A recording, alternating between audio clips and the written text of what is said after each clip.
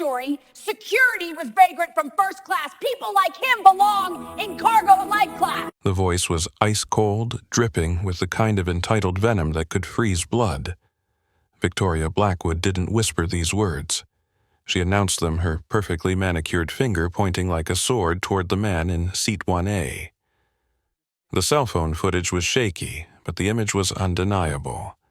A black man in a charcoal hoodie was being grabbed by airport security, his calm face a stark contrast to the chaos erupting around him. As rough hands seized his shoulders, he looked directly into the camera and said with unnerving composure, "If you touch me again, you won't just lose a passenger, you'll lose your airline." Captain Robert Hayes, standing behind the flight attendants, let out a cruel laugh that echoed through the first-class cabin. "Right, and I'm the King of England. Get this trash off my plane." 2 hours later, Captain Hayes wasn't laughing. He was staring at the airport departure board, watching the stock ticker crawl across the bottom of CNN's breaking news coverage. Platinum Airways down 68%, market cap negative $52 billion. Trading suspended. The man in the hoodie wasn't trash. He was Julian Rivers, CEO of Apex Capital Holdings, worth $8.2 billion. And the call he made from the jet bridge would be remembered as the most expensive phone conversation in aviation history. Before we dive deeper into this story, I need to ask you something. Where are you watching from? Drop your city in the comments below. Have you ever been judged by how you dress, by the color of your skin, by assumptions people make before you even speak? If you have, this story is for you. If you haven't, this story is still for you because it's about what happens when dignity meets power, and power chooses justice. Hit that subscribe button right now because what you're about to witness will change how you see power forever. Let's rewind to 2:15 p.m. on a humid Thursday afternoon at Miami International Airport Terminal D. The air conditioning was struggling against the Florida heat and Gate A7 buzzed with the controlled chaos of an international departure. Flight 447 to London Heathrow was already 30 minutes delayed and passengers were getting restless. Julian Rivers walked through the terminal with the unhurried pace of a man who owned time itself. He wasn't dressed like a billionaire. No Italian suit, no designer briefcase, no entourage of assistants trailing behind him. Instead, he wore a charcoal gray hoodie that had seen better days, dark jeans with a small tear near the left knee, and a pair of worn sneakers that looked like they'd walked 1,000 miles. To anyone watching, Julian looked like a tired graduate student heading home after a long semester, or maybe a tech worker catching a red-eye after pulling an all-nighter. The battered leather messenger bag slung over his shoulder could have belonged to any overworked freelancer in America. But inside that bag, encrypted on a titanium-plated tablet, were the acquisition documents that would reshape the aviation industry. Julian hadn't come to Miami for vacation. He'd been conducting what he called ground truth research on Platinum Airways, the airline he was quietly planning to acquire. For 3 weeks, he'd been flying their routes, staying in their partner hotels, experiencing their service not as a billionaire CEO, but as just another passenger. What he'd discovered had sickened him. The discrimination was everywhere, woven into the fabric of the company culture like a stain that no amount of corporate PR could wash clean. Passengers with names that sounded foreign mysteriously had their reservations lost. Black families found themselves separated across the aircraft despite booking seats together. Hispanic customers were routinely randomly selected for additional security screenings. Julian had seen enough. Today's flight would be his final test and his final judgment. As he approached the Platinum Airways first-class lounge, Julian thought back to another airport, another lifetime. He'd been 25, then fresh out of Harvard Business School, dressed in his best suit for a job interview with Goldman Sachs. He'd walked into an upscale restaurant near LaGuardia Airport to grab dinner before his red-eye flight back to Boston. The hostess had looked him up and down and said, "I'm sorry, but we don't have anything available. Perhaps you'd be more comfortable at the McDonald's down the corridor." The restaurant was half empty. Julian had looked at the sea of white faces dining on overpriced steaks and made himself a promise no one would ever again assume he didn't belong somewhere. Not because of his race, not because of his clothes, not because of their small-minded prejudices. He'd kept that promise by becoming so successful that doors opened before he even approached them. But today, Julian Rivers was conducting an experiment. Today, he wanted to see what happened when power walked into a room disguised as just another black man in casual clothes. The answer he was about to discover would cost Platinum Airways everything. Julian paused outside the frosted glass doors of the first-class lounge. Through the transparent sections, he could see the usual tableau of privileged men in $1,000 suits checking their Rolexes, women in designer dresses, sipping champagne that cost more per glass than most people made in a day. He swiped his Black American Express Centurion card at the reader. The light turned green with a soft chime. Julian pushed through the doors and stepped into what he already knew would be the last day of Victoria Blackwood's career. The Platinum Airways first-class lounge was a temple to understated luxury. Marble floors, polished to mirror perfection, stretched beneath crystal chandeliers that cast warm light across leather furniture that probably cost more than most people's cars. The walls were lined with original artwork, and the scent of expensive cologne mixed with the aroma of premium coffee from beans that were hand-selected and air-shipped from Ethiopian highlands. Julian entered this sanctuary of wealth and immediately felt the shift in atmosphere. Conversations didn't stop, but voices lowered. Eyes didn't stare openly, but peripheral vision tracked his movement across the room. It was the subtle choreography of bias performed by people who would swear under oath that they didn't have a prejudiced bone in their bodies. Julian chose a seat in the corner, deliberately picking a spot with clear sight lines to the entrance and the customer service desk. He pulled out his phone and opened what appeared to be a simple text messaging app. In reality, it was a secure communication platform that connected him directly to his executive team at Apex Capital Holdings. Phase 3 initiated, he typed to Isabella Torres, his chief legal officer. Recording commenced. The response came back instantly. Legal team standing by. Marcus has the acquisition papers ready for immediate execution. Julian slipped the phone back into his hoodie pocket and settled in to wait. He'd learned patience in the boardrooms of hostile takeovers where fortunes were won and lost on the ability to sit still and let your opponents reveal their true nature. He didn't have to wait long. Victoria Blackwood emerged from the administrative offices behind the customer service desk like a predator sensing prey. She was stunning in the way that privilege often was, perfectly assembled, expensively maintained, radiating the kind of confidence that came from never being told no by anyone who mattered. Her blonde hair was styled in a sophisticated bob that probably required weekly appointments at a salon where appointments started at $300. Her navy Armani blazer was tailored to perfection, complementing a black dress that managed to be both professional and deliberately provocative. Diamond earrings caught the light as she moved, and her Louboutin heels clicked against the marble floor with the rhythm of approaching judgment. Victoria was 38 years old, senior vice president of customer relations for Platinum Airways, and she had built her career on an understanding that customer service was really about customer selection. The right customers deserved excellence. The wrong customers deserved management. She'd earned her MBA from Wharton, done a stint in consulting with McKinsey, and climbed the corporate ladder by being ruthless with competitors and charming with superiors. Victoria Blackwood was very good at reading people, at understanding power dynamics, at knowing exactly how much disrespect she could get away with based on who was watching and who would care.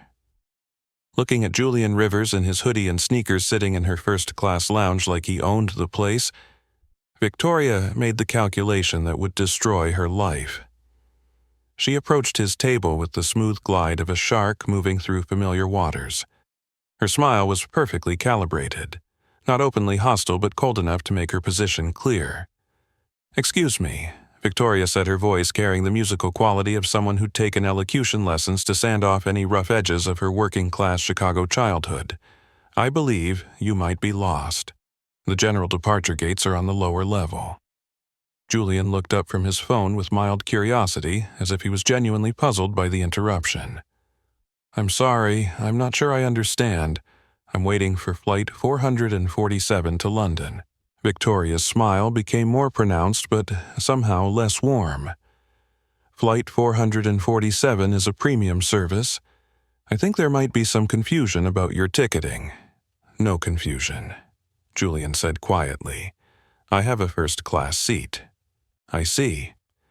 Victoria's tone suggested she didn't see at all that, in fact, she saw through whatever game Julian thought he was playing.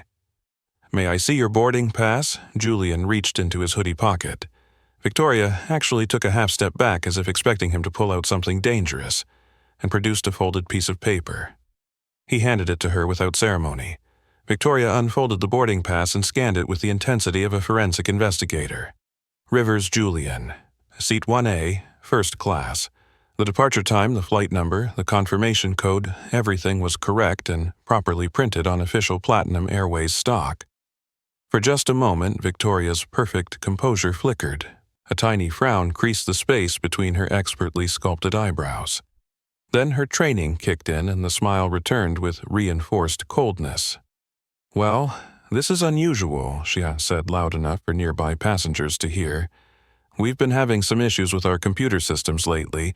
Fraudulent bookings, stolen miles, that sort of thing. You understand. Julian's expression didn't change, but something shifted behind his eyes. Fraudulent bookings. Oh, yes. Victoria continued, her confidence growing as she sensed what she believed was weakness. These people, she caught herself smiled wider, some people try to game the system. They use stolen credit cards, or they find ways to exploit promotional offers they're not entitled to. We have to be very careful about who we allow in our premium cabins. These people, Julian repeated, his voice still calm but carrying a new weight. Please continue that sentence. I'm very interested in your customer service philosophy. Something in his tone should have warned Victoria. A wiser person would have heard the danger lurking beneath Julian's quiet words, would have recognized the calm before a storm that could level mountains. Instead, Victoria doubled down. Look, she said, crossing her arms and shifting into what she thought was a position of authority. I don't know what little game you're playing, but this lounge is for legitimate first-class passengers. People who actually belong here. People who... She paused, looking Julian up and down with undisguised contempt. People who understand what first-class service means. And what does it mean, Julian asked. Victoria's smile turned predatory. Elegance is knowing your place, and yours isn't here. The lounge had gone quiet around them. Other passengers were no longer pretending to ignore the confrontation. Miguel Santos, a 34-year-old businessman in seat 2A, had his phone out and was discreetly recording. Elena Martinez, a 26-year-old travel blogger, had opened her laptop and started a live stream to her 50,000 followers. Julian looked at Victoria for a long moment, then reached into his messenger bag and pulled out his phone. He opened the secure messaging app and typed a single message to Marcus Webb, his head of acquisitions. Begin Phase 4. Authorization code Scorpion. Marcus's response was immediate. Understood. Initiating hostile takeover protocols. How far do you want to take this? Julian looked up at Victoria, who was still standing over him with her arms crossed and her chin raised in what she believed was triumph. He typed back, all the way. Then Julian looked directly at Victoria and spoke words that would echo through the aviation industry for years to come. Miss Blackwood, you're about to make the most expensive mistake in aviation history. But please continue. I'm recording this conversation, and I think my lawyers will find your customer service training manual very interesting. For the first time, doubt flickered across Victoria's perfect features. But she was too committed to the performance, too convinced of her own authority to recognize that she wasn't talking to just another passenger. She was talking to the man who was about to own her airline. 20 minutes later, the boarding announcement for Flight 447 crackled through the lounge speakers. Victoria had returned to her office, but not before making it clear to Julian that his little performance hadn't impressed her and that she'd be keeping an eye on the situation. Julian gathered his belongings and walked towards Gate A7 with the unhurried pace of a man who knew that time was working in his favor. Behind him, Miguel Santos fell into step, having struck up a conversation about the interesting confrontation in the lounge. That was insane, man, Miguel said, shaking his head. I've never seen anything like that.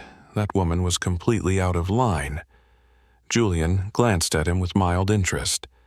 Miguel was exactly the kind of passenger Julian had been hoping to encounter, a witness with a conscience and a smartphone with a good camera. Did you record any of it? Some Miguel admitted. I wasn't sure if I should, but that felt like the kind of thing that needed to be documented. I'm Miguel, by the way. Miguel Santos. Julian Rivers, Julian replied, extending his hand.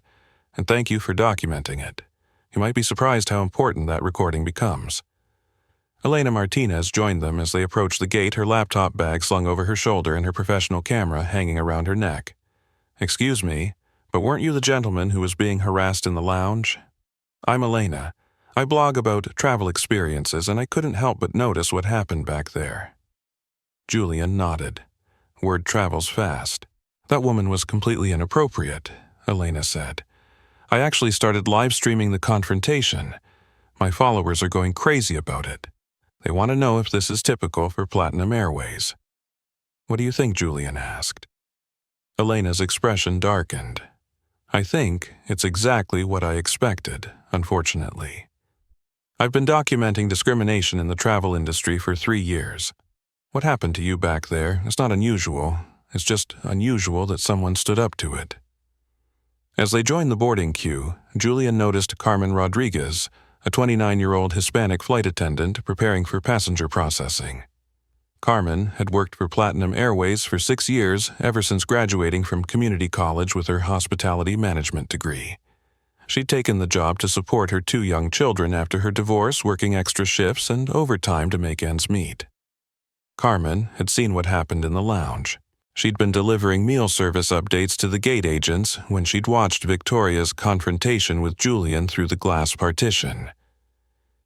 It had made her sick to her stomach, but speaking up wasn't an option for someone in her position. Not if she wanted to keep her job.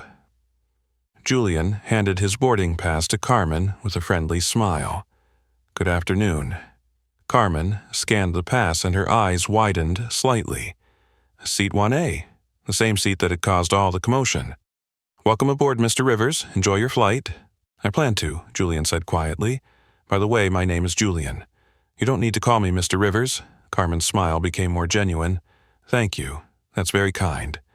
Julian boarded the Boeing 777-300 and turned left into the first-class cabin.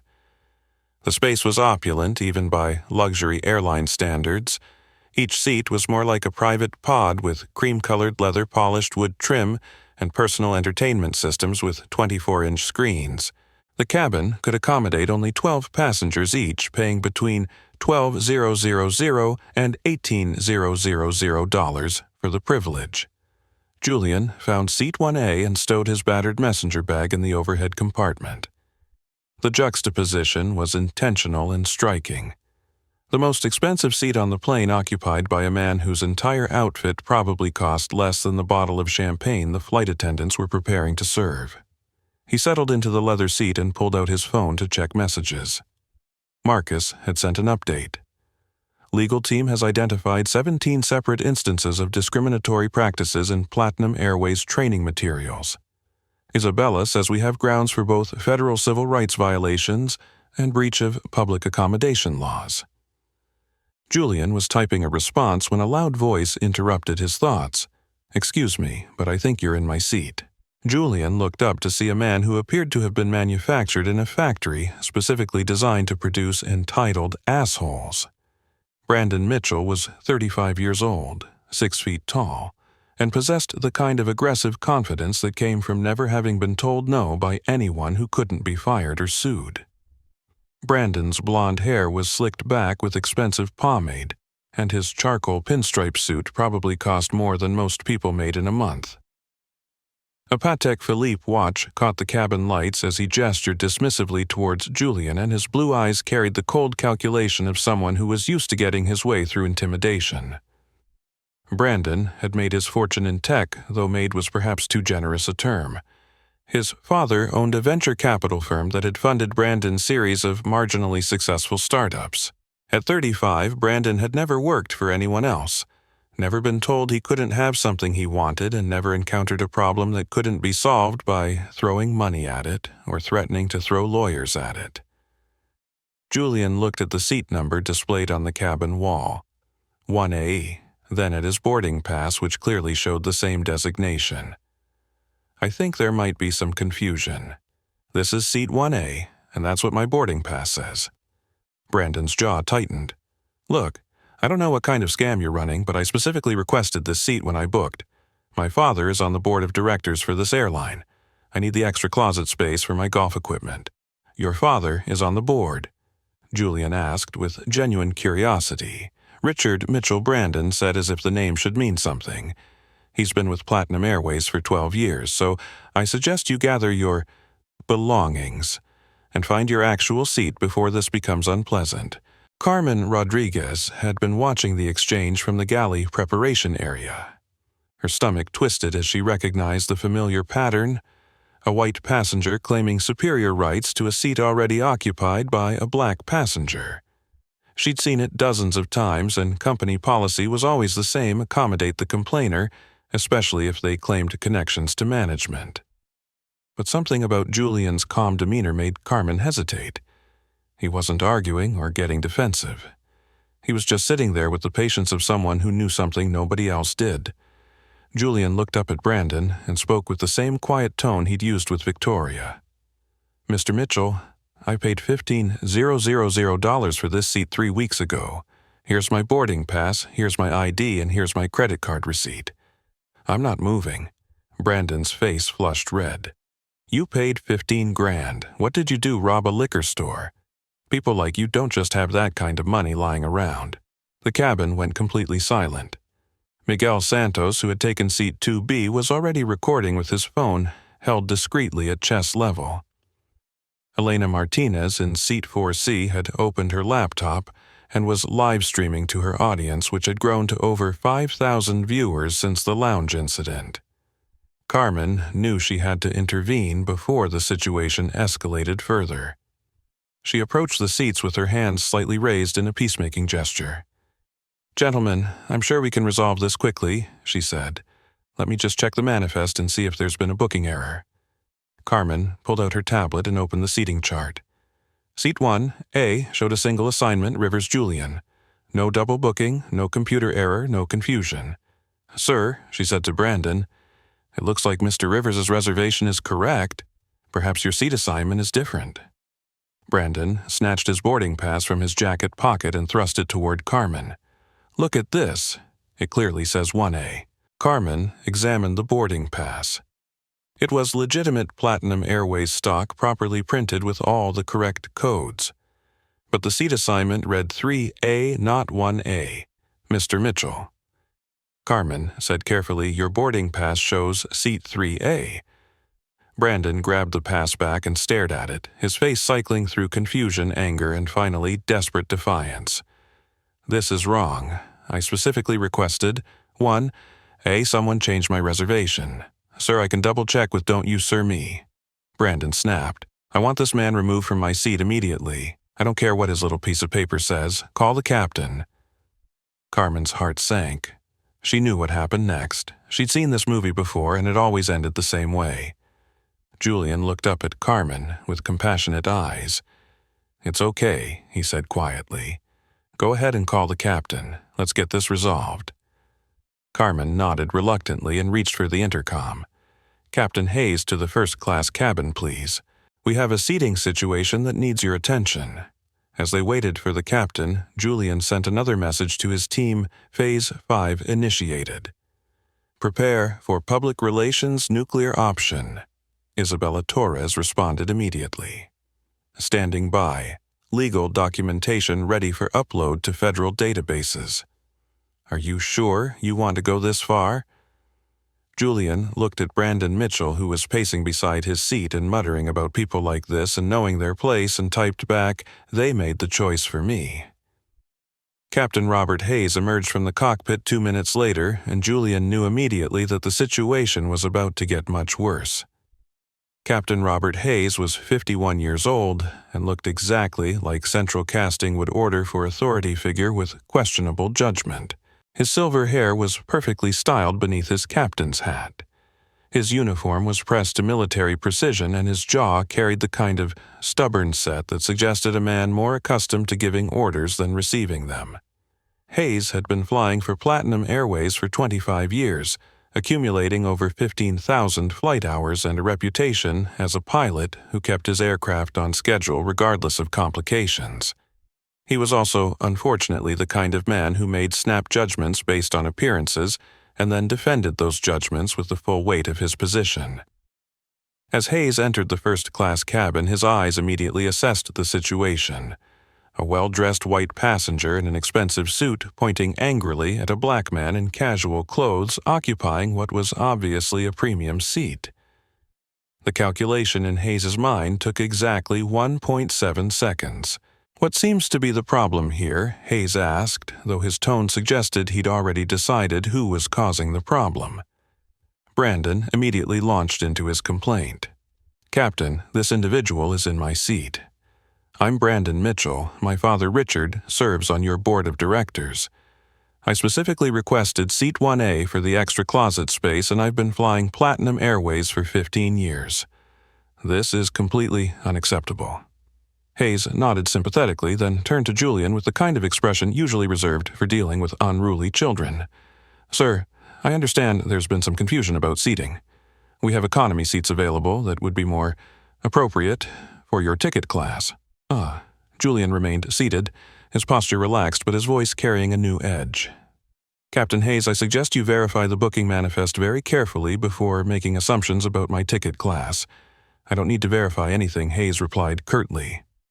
"Mr. Mitchell is a Platinum Legacy member whose family has a significant investment in this airline.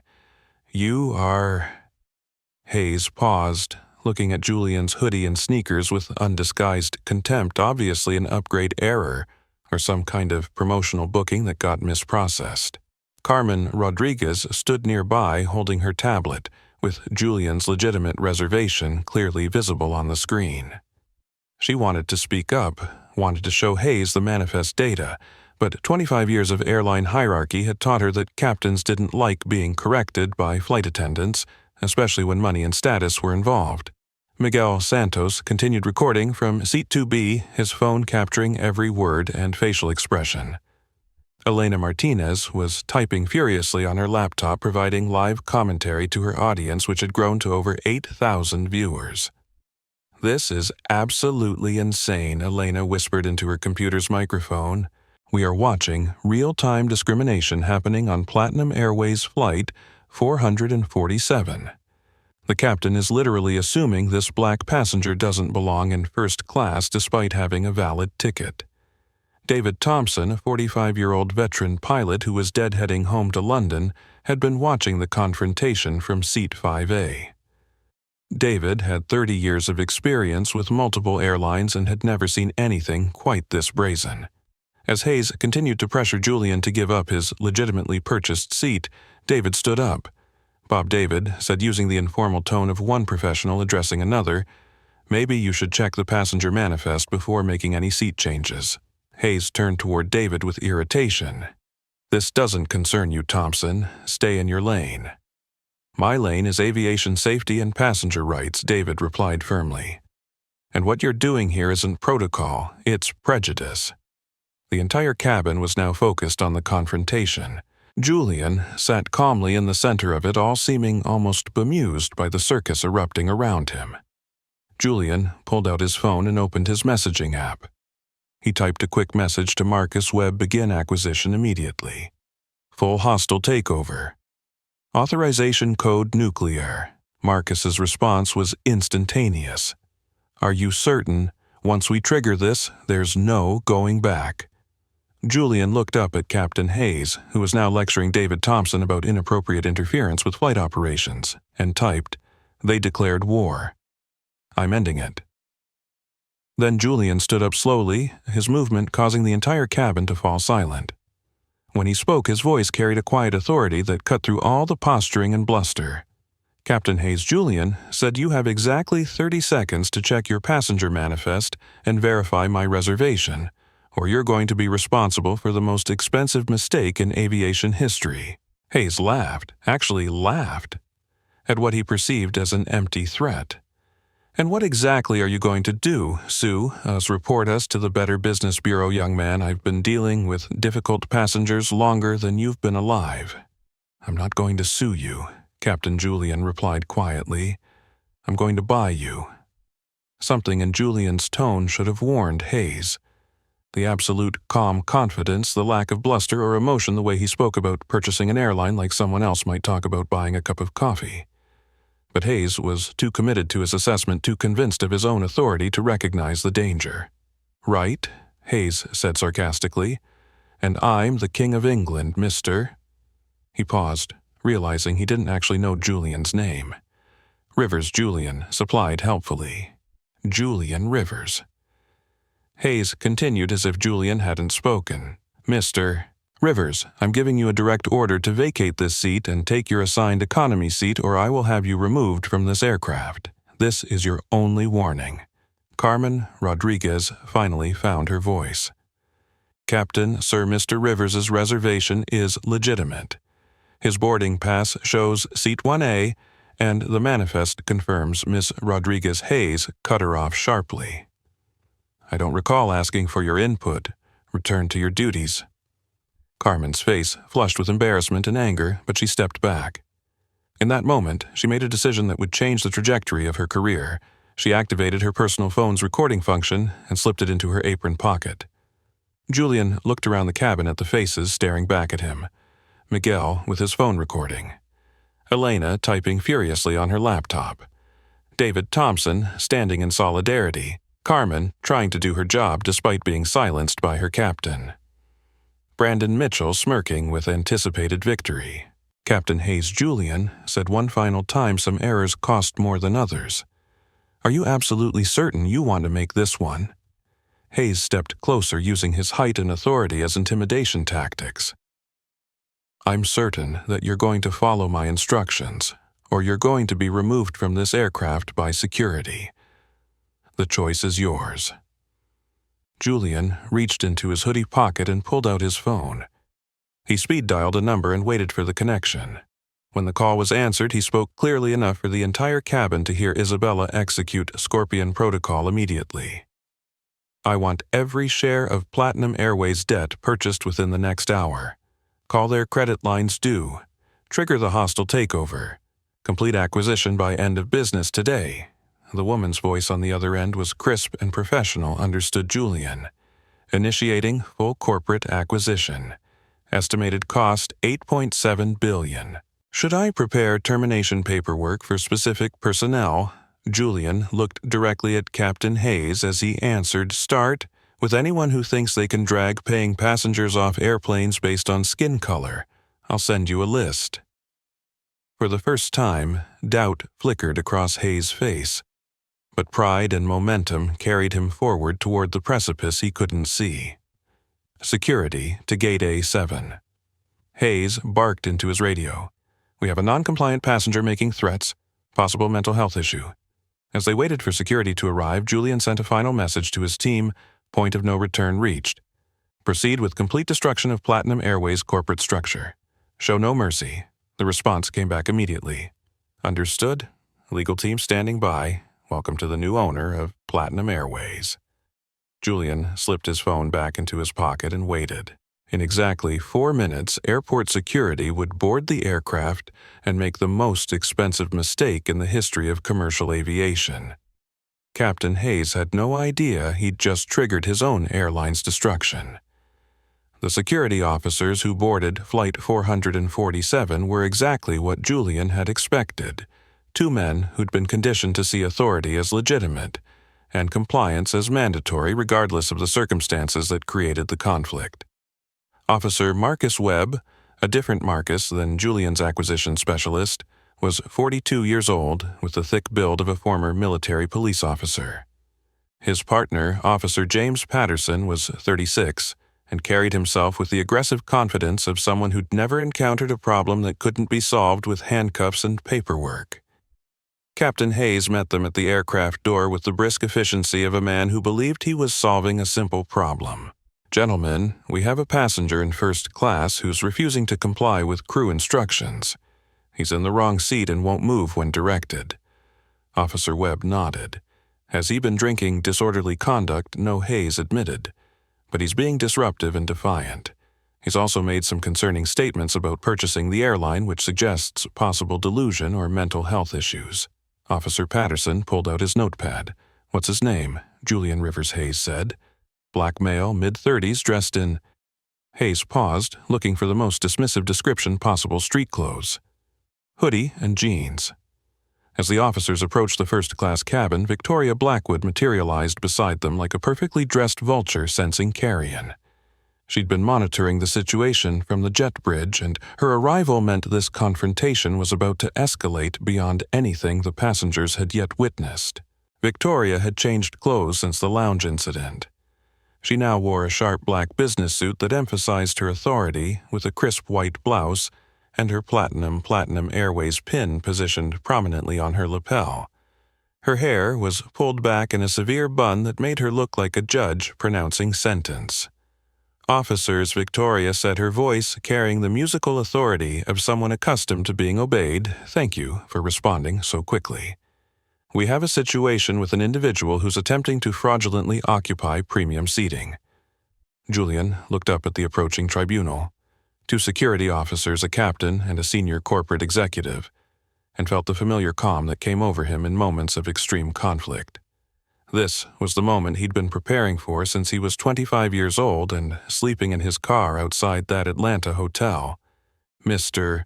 Rivers," Officer Webb said, consulting his notepad, "we need you to comply with the flight crew's instructions and move to your assigned seat." "I'm in my assigned seat," Julian replied evenly. "Seat 1A, as shown on my boarding pass and confirmed by the flight manifest." Victoria stepped forward with her most patronizing smile. "Mr. Rivers, we've discussed this. That boarding pass was issued in error. We've had significant problems with our computer systems, and fraudulent bookings have been a major issue." "Fraudulent bookings?" Julian repeated, his voice carrying a dangerous quiet. "Yes," Victoria continued, her confidence growing as she sensed what she believed was weakness. "People use stolen credit cards, or they exploit promotional loopholes they're not entitled to access. We have sophisticated detection systems, and your booking has several red flags." Elena Martinez, still live streaming from Seat 4C, whispered into her laptop microphone, "This is absolutely incredible. They're now claiming his ticket is fraudulent without any evidence whatsoever. My viewer count is up to 12,000 people watching this discrimination happen in real time. Miguel Santos had switched from discreet recording to openly filming." "This is insane," he said, not bothering to whisper. "They're about to arrest a man for sitting in a seat he paid for." Officer Patterson turned toward Miguel. "Sir, please put your phone away and remain in your seat." "This is a public space and I have every right to record," Miguel replied firmly. "This man is being discriminated against and the world needs to see it." David Thompson stood up again from Seat 5A. "Officers, I'm a commercial pilot with 30 years of experience. What's happening here is not standard protocol. This passenger has valid documentation and you're about to make a very serious mistake." "Sir, sit down or you'll be removed as well," Officer Webb warned. Victoria's smile became predatory as she sensed the authority balance shifting in her favor. "Mr. Rivers, you've caused enough disruption.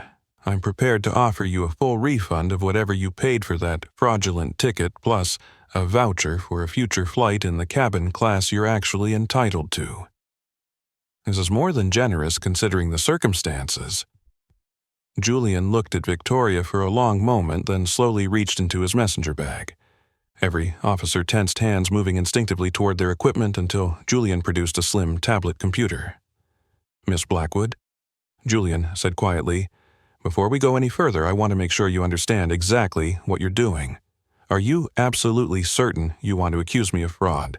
Are you completely sure you want to have me arrested for occupying a seat I legally purchased?" "Absolutely certain," Victoria replied. "You don't belong in first class. People like you," she paused, her mask slipping slightly, "people who dress like you, who look like you, who act like you. This isn't your world. This is a premium service for premium customers." The cabin went completely silent. Miguel's camera captured every word. Elena's livestream audience had grown to over 15,000 viewers. Carmen Rodriguez, still recording with her hidden phone, felt sick to her stomach. Julian powered on his tablet and opened a secure application. His fingers moved across the screen with practiced efficiency, pulling up documents that had been prepared weeks in advance. Officers, Julian said, his voice carrying a new authority, before you make arrests, I strongly suggest you verify a few things. First, call your supervisor and run a background check on Julian Rivers, CEO of Apex Capital Holdings. Second, contact the Federal Aviation Administration and ask about pending investigations into discriminatory practices by Platinum Airways. Third, call the Securities and Exchange Commission and ask about hostile takeover filings submitted approximately. Julian checked his watch 12 minutes ago. Victoria laughed, but the sound was forced and brittle. This is ridiculous. You're delusional if you think, Fourth Julian continued, his voice cutting through Victoria's protests. I want you to call Platinum Airways Board of Directors and ask them to confirm the current status of their corporate debt structure. Officer Webb was starting to look uncomfortable. Sir, are you saying you're some kind of CEO? Julian turned his tablet around, showing the screen to the officers. It displayed the official website for Apex Capital Holdings, with the Julian's professional headshot and biography prominently featured.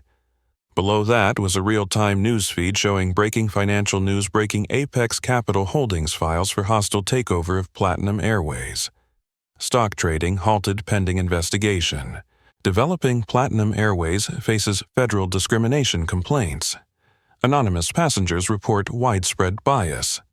Market alert, Platinum Airways debt structure under attack. Credit lines called due. Officer Patterson stared at the screen, then at Julian, then back at the screen. Are you actually? My net worth, Julian said conversationally, is approximately $8.2 billion.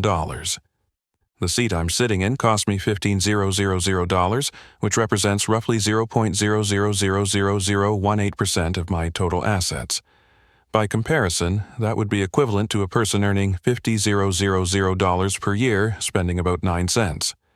Victoria's face had gone pale, but she was too committed to her course to stop. Anyone can fake a website. Anyone can. Julian's phone rang. He answered it on speaker. Julian, came the crisp voice of Isabella Torres. Acquisition is proceeding ahead of schedule. We now control 67% of Platinum Airways' debt structure. Their credit rating has been downgraded to junk status. Stock price is in free fall. Should I proceed with Phase 7? What's Phase 7? Julian asked calmly, though he obviously knew the answer. Complete corporate dissolution. We liquidate all assets, terminate all personnel, and restructure the company under new management. Estimated time to completion, 4 hours. Julian looked at Victoria, whose perfect composure was finally cracking. Not yet, Isabella. I want to give these nice people one final opportunity to reconsider their position. Understood. Standing by. Julian ended the call and looked at Officer Webb. Officer, you have a choice to make. You can arrest me for sitting in a seat I legally purchased, or you can arrest the people who are attempting to have me removed based solely on my race and clothing. One of those actions is legal and justified. The other will result in federal civil rights charges and the end of several careers. Officer Webb looked at his partner, then at Victoria, then at Captain Hayes. For the first time since boarding the aircraft, he seemed to realize that this situation was far more complicated than a simple seat dispute. Ma'am, Officer Webb said to Victoria, do you have evidence that this passenger's ticket is fraudulent? Victoria's mouth opened and closed without sound. She'd spent so much energy building her case on assumptions and prejudices that she'd never bothered to actually verify whether Julian's documentation was legitimate. Carmen Rodriguez stepped forward from the galley. Officers, I checked Mr. Rivers' reservation myself. His boarding pass is authentic, his seat assignment is correct, and his ticket was purchased with a valid credit card 3 weeks ago. There's no fraud, no computer error, and no legitimate reason to remove him. Captain Hayes turned on Carmen with fury. Miss Rodriguez, you are out of line. And actually, Julian interrupted quietly. Miss Rodriguez is the only person on this aircraft who's been doing her job correctly. Everyone else has been violating federal anti-discrimination laws." Julian stood up slowly, and his movement commanded the attention of every person in the cabin. When he spoke, his words carried the weight of someone who'd spent 15 years building the power to ensure this moment would never happen to anyone again. "Ladies and gentlemen," Julian said, his voice carrying clearly to the live stream cameras and recording devices, "you are witnessing the death of Platinum Airways. Not because of market forces or economic pressures, but because a company chose discrimination over dignity. They chose prejudice over profit. They chose to judge customers by their skin color instead of the content of their wallets." Julian turned to face Victoria directly. "Miss Blackwood, elegance is knowing when you've lost. Your place is now nowhere." What happened next would be replayed on every major news network for the next 6 months and studied in business schools as a case study in corporate self-destruction. Despite the mounting evidence that Julian Rivers was exactly who he claimed to be, despite the real-time news feeds showing Apex Capital Holdings' hostile takeover of Platinum Airways, despite the clear documentation of his legitimate ticket purchase, Captain Hayes made the decision that would be remembered as the most expensive mistake in aviation history. "I don't care if he's the President of the United States," Hayes declared. "He's disrupting my flight. He's made threats against this airline and he's refusing to comply with crew instructions. Officers, I'm requesting that you remove this passenger from my aircraft immediately." Officer Webb looked deeply uncomfortable. 20 years of law enforcement experience had taught him to recognize when a situation was spiraling out of control, and every instinct he possessed was screaming that arresting Julian Rivers would be a catastrophic mistake. Captain Webb said carefully, "Maybe we should wait for backup or contact our supervisor," or Officer Captain Hayes interrupted, his voice carrying the full authority of his position. "I am declaring this passenger a threat to flight safety. Either you remove him, or I'll have your badge numbers reported to your commanding officer for failure to comply with a lawful request from flight crew." Victoria Blackwood stepped forward, sensing that her moment of ultimate vindication was at hand. "Officers, this individual has been disruptive since the moment he entered our lounge. He's attempted to intimidate staff, he's made threatening statements, and he's clearly mentally unstable. For the safety of our other passengers, he needs to be removed immediately."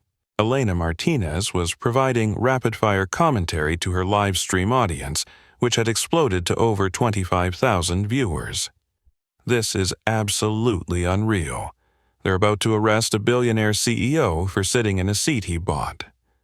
I can see in the comments that people are calling news stations, calling the FAA, calling congressmen. This is going to be everywhere in the next hour." Miguel Santos had moved to record from multiple angles, and his footage was being simultaneously uploaded to Twitter, Instagram, TikTok, and Facebook. #DraggedOff Flight was beginning to trend nationally. David Thompson made one final attempt at reason. Bob as one pilot to another. "I'm begging you to reconsider this. You're about to destroy your career in this airline over a seat dispute with a passenger who has legitimate documentation." Captain Hayes turned on David with fury. "Thompson, sit down and shut up, or you'll be removed as well. I'm the captain of this aircraft, and my authority is absolute."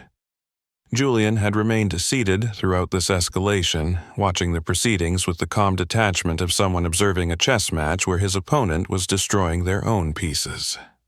As Officer Patterson approached him with handcuffs, Julian spoke clearly enough for every recording device to capture his words. "Officers, passengers, flight crew, and everyone watching this on social media, Julian said you are about to witness what happens when institutional racism meets financial consequences. I want you to remember this moment because it represents the exact instant when Platinum Airways ceased to exist as a viable company." Julian reached for his phone and speed-dialed Isabella Torres. When she answered, he activated speaker mode and held the device where everyone could hear. "Isabella, Julian said calmly, proceed with immediate liquidation of Platinum Airways. Sell all debt holdings to competitors. Trigger every covenant violation in their credit agreements. Notify all regulatory agencies of tonight's discrimination incident. And prepare termination paperwork for Captain Robert Hayes, Victoria Blackwood and Brandon Mitchell. Isabella's voice came through the speaker with crisp efficiency. Understood Julian. Complete corporate destruction is now in motion. Estimated time to bankruptcy 47 minutes. Should I contact media outlets about the incident? The incident is already going viral, Julian replied. Just make sure our legal team has copies of all recordings for the civil rights lawsuit we'll be filing tomorrow. I've got 18 law firms standing by, Isabella confirmed. Federal prosecutors are also very interested in opening a criminal investigation into discriminatory practices. Officer Patterson hesitated with the handcuffs halfway extended. Sir, are you saying you're actually going to bankrupt this airline? Julian looked up at him with mild curiosity. Officer Patterson, I'm not bankrupting this airline. They bankrupted themselves the moment they decided to judge passengers by skin color instead of ticket validity. I'm just the delivery mechanism for consequences they chose to embrace. But Captain Hayes had moved beyond reason or self-preservation. 15 minutes of escalating confrontation had locked him into a course of action that would destroy everything he'd worked for over 25 years in aviation. Enough, Hayes shouted. Officers, I'm giving you a direct order under Federal Aviation Authority. Remove this passenger immediately or face charges for interfering with flight operations. Officer Webb and Officer Patterson exchanged glances. They'd been put in an impossible position between their duty to respond to crew requests and their growing certainty that they were about to participate in a massive injustice. Sir Officer Webb said to Julian, I need you to stand up and come with us voluntarily. Julian looked around the cabin one final time. Miguel Santos was recording. Elena Martinez was live streaming to 30,000 viewers. Carmen Rodriguez was documenting everything with her hidden phone. David Thompson was preparing to serve as a witness. Even Brandon Mitchell was recording, though probably for different reasons. The whole world is watching, Julian said quietly. Choose your legacy carefully. Then Julian stood up, placed his hands behind his back, and said, I will not resist arrest, but I will not voluntarily leave a seat I legally purchased. If you want me off this aircraft, you'll have to drag me. What happened next lasted exactly 47 seconds and cost Platinum Airways $52 billion. Officer Patterson grabbed Julian's left arm while Officer Webb took his right.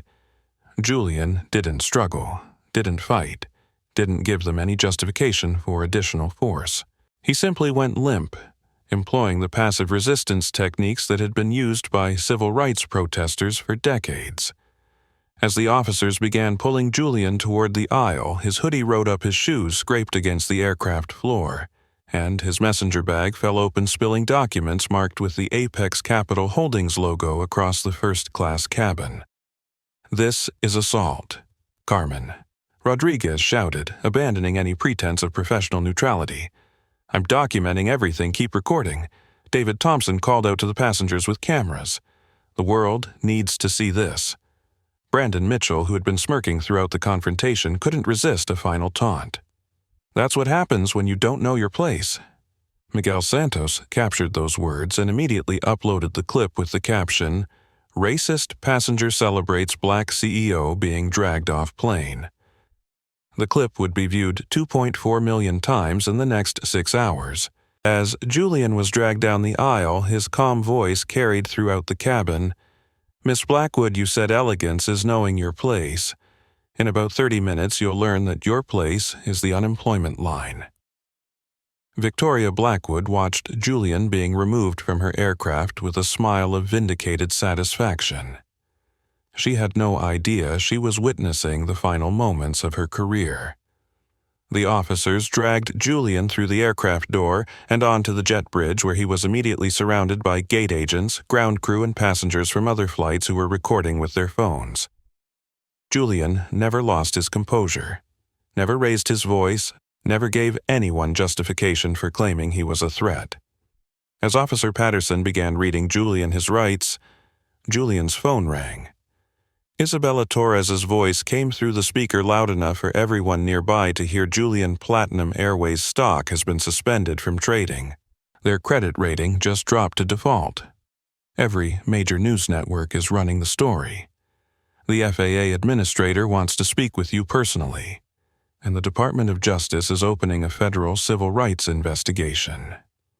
Julian looked directly into Miguel Santos's camera, which was still recording from the aircraft doorway, and spoke words that would be quoted in congressional hearings for the next decade. To everyone watching this around the world, this is what happens when corporations choose discrimination over dignity. Platinum Airways just learned that in the modern economy, racism is a luxury no business can afford. Officer Webb finished applying the handcuffs and began escorting Julian through the terminal. Behind them, Flight 447 sat at the gate with its engines shut down, its passengers stranded, and its future as uncertain as the company that owned it. Captain Hayes stood in the aircraft doorway watching Julian disappear into the terminal, completely unaware that he'd just triggered the complete destruction of his employer. In his mind, he'd successfully handled a difficult passenger situation. In reality, he'd just ended his own career and bankrupted a $12 billion corporation. Victoria Blackwood returned to the first-class cabin to address the remaining passengers, still believing she'd won a victory for order and authority. She had no idea that her company had approximately 34 minutes left before complete financial collapse. "Ladies and gentlemen," Victoria announced, "we apologize for the disruption. We'll be departing momentarily for London Heathrow." But Flight 447 would never reach London. In fact, it would never leave the gate. Because at that exact moment, 23 minutes ahead of Isabella Torres's estimate, Platinum Airways had just ceased to exist as a functioning airline. The passengers didn't know it yet. The crew didn't know it yet. But Julian Rivers, sitting calmly in the back of a police car headed for Miami-Dade County Jail, was about to become the new owner of everything they thought they knew. 37 minutes after Julian Rivers was dragged off flight, 447 Victoria Blackwood's perfect world began to collapse with the subtle chime of her BlackBerry receiving an urgent message. Victoria was in the aircraft galley instructing Carmen Rodriguez on proper passenger service protocols when her device buzzed with a priority alert from Platinum Airways corporate headquarters. The sender was CEO Richard Morrison, and the subject line read, "Emergency. Call immediately." "Excuse me," Victoria said to Carmen, stepping away to take the call. Her voice carried the confidence of someone who expected to be congratulated for handling a difficult situation. "Mr. Morrison, this is Victoria. I successfully resolved that passenger disruption we discussed. The individual has been removed by airport security, and we're ready for departure." The silence on the other end of the line lasted long enough for Victoria's confidence to crack slightly. When Morrison finally spoke, his voice carried a mixture of panic and disbelief that Victoria had never heard before. "Victoria, what the hell did you do? What do you mean I followed standard protocol for non-compliant passengers?" The individual was clearly trying to defraud Julian Rivers. Morrison interrupted, is the CEO of Apex Capital Holdings. He's worth $8.2 billion, and as of 18 minutes ago, he owns controlling interest in our company. Victoria's perfectly manicured hand began to tremble. "That's impossible. He was dressed like... He looked like what, Victoria?" The question hung in the air like a blade. Victoria realized with the sick clarity of someone watching their life implode in real time that any answer she gave would be recorded, documented, and used as evidence in the lawsuit that was undoubtedly already being filed. "Sir, I need to review the situation, and the situation," Morrison said coldly, "is that Platinum Airways is being liquidated. Right now. This instant. Our stock has been suspended from trading. Our credit lines have been called due. Our aircraft leasing agreements are being terminated. Julian Rivers just bought our debt structure, and he's dismantling this company piece by piece." Victoria's legs gave out. She slumped against the galley counter, her face losing all color. That can't be legal. There have to be regulations, procedures. There are procedures, Morrison confirmed, and Rivers followed all of them. Perfectly, legally, while you were having him arrested for sitting in a seat he bought. Through the aircraft windows, Victoria could see news vans pulling up to the terminal. Camera crews were setting up equipment on the tarmac. The story was already spreading beyond social media into mainstream news coverage. Morrison continued, CNN is running the story as breaking news. The FAA administrator is demanding answers. The Department of Justice is opening a civil rights investigation. And Rivers has 18 law firms preparing federal discrimination lawsuits against the company and individual employees involved in tonight's incident. Individual employees. Victoria's voice was barely a whisper. You're fired, Victoria. Effective immediately. Security will escort you from the aircraft. Don't go home. Don't contact your office. Don't speak to any media. Get a lawyer, a very good lawyer. The line went dead. Victoria stood in the galley, holding her silent phone, trying to process the complete destruction of everything she'd worked to build over 15 years in the aviation industry. Behind her, Carmen Rodriguez had been listening to every word. Miss Blackwood Carmen said quietly, "Airport security is here to escort you off the aircraft." Victoria turned to see two uniformed officers, not the same ones who'd arrested Julian, standing at the entrance to the first-class cabin. Their expressions were professionally neutral, but their body language suggested they'd already been briefed on the situation. "Ma'am, the lead officer said we need you to gather your personal items and come with us." As Victoria walked down the jet bridge for the final time as a Platinum Airways employee, her phone buzzed with notifications. Text messages, emails, missed calls, all from colleagues, friends, and industry contacts who'd seen the news coverage and were scrambling to distance themselves from the scandal. One text message from her former assistant contained a link to Twitter.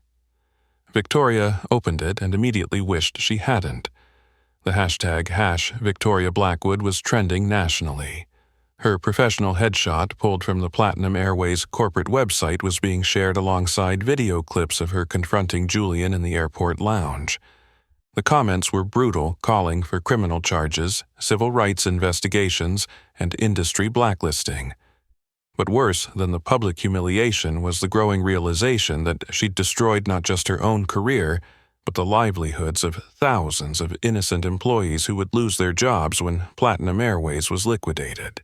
Meanwhile, aboard Flight 447, Captain Hayes was receiving his own devastating phone call from the Flight Operations Center. Bob came the voice of Chief Pilot William Torres. "You need to shut down your engines and return to the gate immediately. Bill, we're finally ready for pushback. We've resolved the passenger situation, and the passenger situation has bankrupted the airline, Bob. Platinum Airways is being liquidated as we speak. All flight operations are suspended immediately." Hayes felt the blood drain from his face. "What are you talking about? The passenger you had arrested owns our company now." "Julian Rivers? You dragged a billionaire CEO off an aircraft for sitting in a seat he legally purchased. The story is on every news channel in the country." Hayes looked out at the terminal, and for the first time noticed the media presence that had materialized while he'd been focused on his confrontation with Julian. News vans, camera crews, reporters with microphones. The story had exploded beyond anything he'd imagined possible. "Bill, there has to be some mistake. The guy was dressed like a college student. He didn't look like any CEO I've ever seen." "What exactly is a CEO supposed to look like, Bob?" The question hit Hayes like a physical blow. For the first time in 25 years of flying, he was forced to confront the unconscious biases that had guided his decision-making throughout his career. "My pilot's license," Hayes said quietly. "How long do I have? The FAA administrator wants to review the incident personally. Your license is suspended pending investigation. Bob, you need to get a lawyer. This is going to be big." As Hayes ended the call, he became aware that the first-class cabin had gone completely silent. Every passenger was staring at him with expressions ranging from disgust to pity. The live streams and recordings had captured every moment of the confrontation, and now the passengers realized they'd witnessed the complete self-destruction of an airline. Miguel Santos stood up from seat 2B, his phone still recording. "Captain, do you have any comment on the fact that you just arrested your new boss for sitting in a seat he owned?" Hayes had no answer. For the first time in his career, he was completely speechless.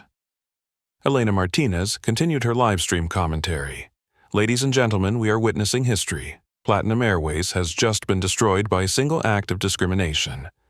The stock price has collapsed, the company is being liquidated, and the passengers on this aircraft may be among the last people ever to fly on this airline." David Thompson, the off-duty pilot who'd tried to intervene, shook his head sadly. 25 years of aviation experience, and this is how it ends. "Bob, you had every opportunity to do the right thing." Carmen Rodriguez emerged from the galley with a printed message from the ground crew. "Ladies and gentlemen, I've been instructed to inform you that Flight 447 has been canceled. Platinum Airways is suspending all operations pending corporate restructuring. Ground transportation will be provided to alternative carriers." The cabin erupted in chaos. Passengers demanded explanations, refunds, alternative flights. But Carmen had no answers to give them. Nobody did. The airline they'd boarded 2 hours ago no longer existed. Brandon Mitchell, the entitled passenger who'd started the seat dispute, was frantically calling his father. But Richard Mitchell wasn't taking calls. The elder Mitchell's position on Platinum Airways' board of directors had become a massive liability, and his own business ventures were scrambling to distance themselves from the scandal. As passengers began deplaning, they were met by a gauntlet of news cameras and reporters shouting questions about the discrimination incident. The story was already international news picked up by BBC, CNN International, Al Jazeera, and other global networks. But the most important moment was happening 26 miles away in a small holding cell at Miami-Dade County Jail, where Julian Rivers was sitting calmly on a metal bench reviewing legal documents on his tablet while waiting for his attorney to arrive. The corrections officer approached his cell with confusion evident on his face. "Mr. Rivers, there are 17 lawyers here to see you. The FBI wants to interview you about civil rights violations, and CNN is requesting a statement about buying an airline. What exactly did you do?" Julian looked up from his tablet with a slight smile. "Officer, I sat in a seat I paid for." Everything else was their choice. Outside the jail, Isabella Torres was conducting an impromptu press conference with the largest media gathering Miami had seen since the last hurricane. The story had legs, and it was running toward a conclusion that would reshape the entire aviation industry. "Ladies and gentlemen," Isabella announced, "Mr. Rivers will be released shortly. Apex Capital Holdings has completed its acquisition of Platinum Airways. The company will be restructured under new management with a zero-tolerance policy for discrimination. Mr. Rivers looks forward to building an airline where dignity is not negotiable." As she spoke, the final Platinum Airways flight landed at LAX. After 47 years of operation, the airline that had been destroyed by its own prejudice had officially flown its last mile. Julian Rivers walked out of Miami-Dade County Jail at 11:47 p.m. to face the largest media presence the facility had ever seen. Portable lights blazed like artificial daylight, transforming the parking lot into an impromptu television studio. Reporters from every major network jockeyed for position as Julian emerged from the building, still wearing his charcoal hoodie and jeans, flanked by Isabella Torres and Marcus Webb. Julian had refused the offer of fresh clothes from his assistants. The symbolic power of walking out in the same outfit that had triggered Platinum Airways' destruction was too important to abandon for the sake of appearing presidential. Mr. Rivers shouted a CNN correspondent. "How does it feel to buy an airline from a jail cell?" Julian paused at the microphone setup his team had arranged. When he spoke, his voice carried the same calm authority that had unsettled Captain Hayes and Victoria Blackwood. Today's events weren't about buying an airline, Julian began. They were about the cost of discrimination in modern America. Platinum Airways didn't fail because of market forces or economic pressures. They failed because they chose prejudice over profit bias over basic human dignity. A Reuters journalist raised her hand. "Mr. Rivers, you spent $8.7 billion to acquire an airline because you were discriminated against. Some critics are calling this an extreme response to what was essentially a customer service dispute." Julian's expression didn't change, but his words carried the weight of 15 years of building power specifically for this moment. "Customer service dispute," Julian repeated. "Let me be very clear about what happened tonight." A paying passenger was dragged off an aircraft by police, because airline employees decided that a black man in casual clothes couldn't possibly belong in first class. This wasn't a misunderstanding. This wasn't a computer error. This was institutional racism in action. Julian gestured toward the jail behind him. I was arrested for sitting in a seat I legally purchased. The officers who arrested me, the captain who ordered my removal, and the executives who authorized my dragging, none of them bothered to verify whether I belonged in that seat. They made assumptions based on how I looked, and those assumptions just cost them everything. An NBC reporter pressed further, but $8.7 billion seems disproportionate to what Julian cut him off. To the decades of passengers who've been quietly discriminated against with no recourse, to the employees who've been passed over for promotion because of their race, to the customers who've been treated as suspicious simply because of their skin color, Julian pulled out his tablet and displayed financial charts showing Platinum Airways' treatment of minority passengers.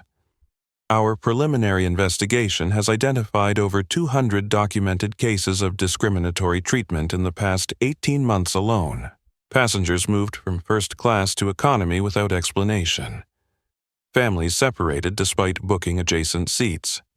Security screenings that disproportionately targeted travelers with Hispanic or Middle Eastern names.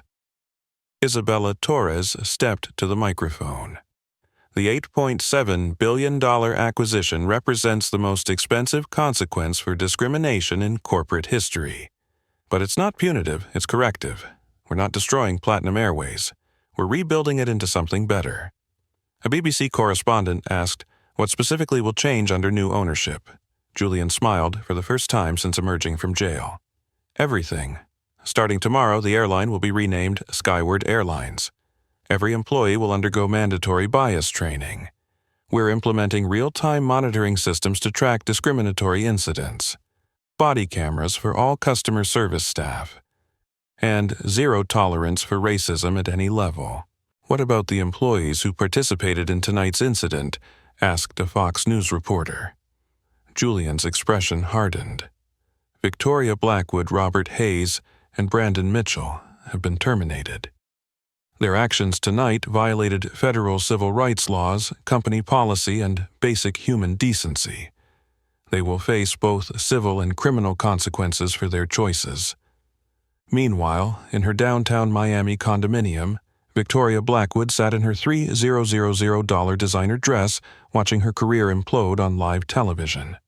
Every major news network was running the story, and her name was attached to each devastating headline: Platinum Airways executive fired for racist incident, viral video shows airline VP ordering black CEO's arrest, Victoria Blackwood the face of corporate discrimination. Her phone had been ringing nonstop for 3 hours. Reporters, former colleagues, industry contacts, everyone wanted statements, explanations, comments on her role in the scandal. Victoria had turned off her phone after receiving a death threat from someone who'd seen the viral video. The financial news was equally devastating. Her stock options in Platinum Airways were now worthless.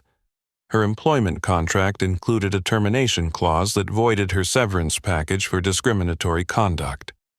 Her legal bills would be enormous, and her chances of finding another executive position in the aviation industry were approximately zero. Victoria walked to her floor-to-ceiling windows overlooking Biscayne Bay and tried to process how completely her life had changed in the span of 6 hours. This morning, she'd been a powerful airline executive with a 6-figure salary and unlimited career prospects. Tonight, she was unemployed, unemployable, and facing federal civil rights charges. The most painful part wasn't the job loss or the public humiliation. It was the growing realization that Julian Rivers had been right. Victoria had made assumptions based on race and appearance. She had treated a paying customer like a criminal because he didn't fit her narrow definition of who belonged in first class. Captain Robert Hayes was having his own reckoning in a hotel room near the airport. The FAA had suspended his pilot's license pending a full investigation into his role in the discrimination incident. His 30-year career in aviation was effectively over. Hayes sat on the edge of his hotel bed watching Julian's press conference on CNN and finally understanding the magnitude of his error. He'd allowed prejudice to override professional judgment. He'd sided with wealth and status over documentation and truth. He'd chosen to see threat instead of humanity. The phone calls from reporters had been relentless. Hayes had issued one brief statement through his lawyer: "I deeply regret my actions tonight.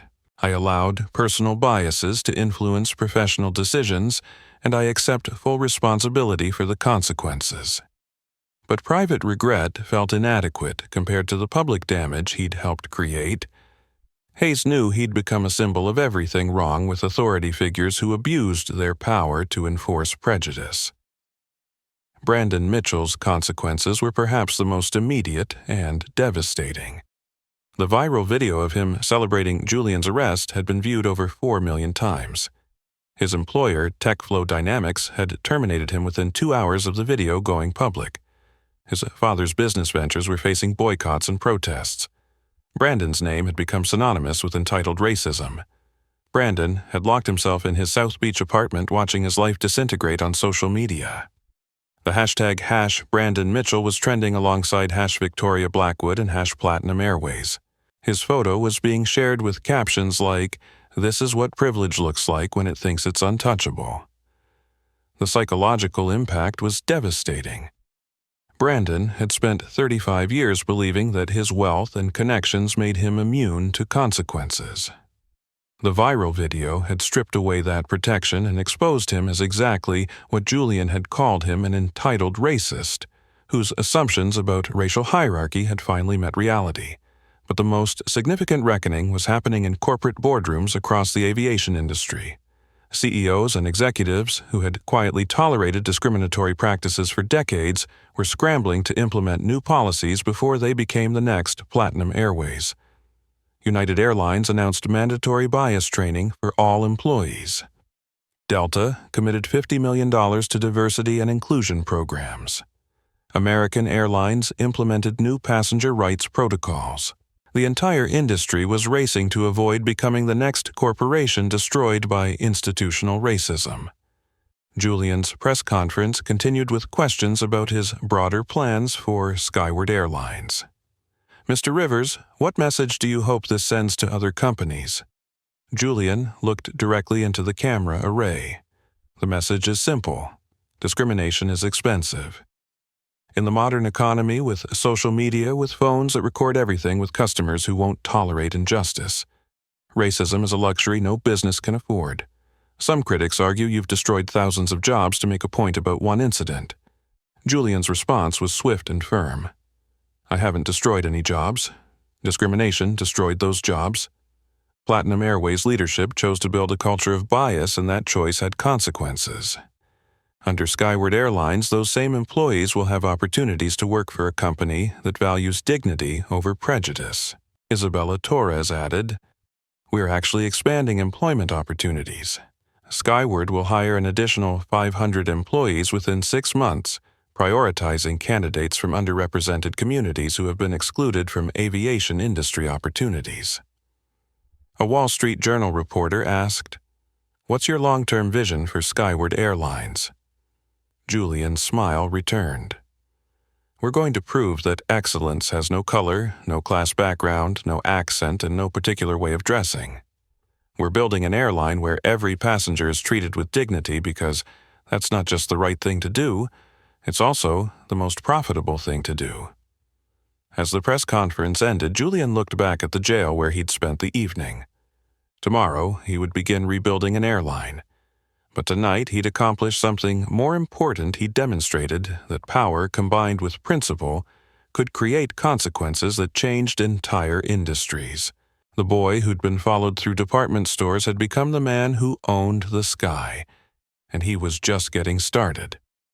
6 weeks after the night that destroyed Platinum Airways, Julian Rivers stood in the main terminal of Miami International Airport, watching workers install the new Skyward Airlines signage where Platinum's logos had hung for 47 years. The transformation had been swift, comprehensive, and revolutionary. Julian hadn't just changed the company name, he'd completely rebuilt the organizational structure from the ground up, creating what industry analysts were already calling the most inclusive airline in aviation history. The first major change had been personnel. Julian had personally interviewed every member of Platinum Airways' executive team, and his decisions had sent shockwaves through the industry. Executives who had enabled or ignored discriminatory practices were terminated immediately.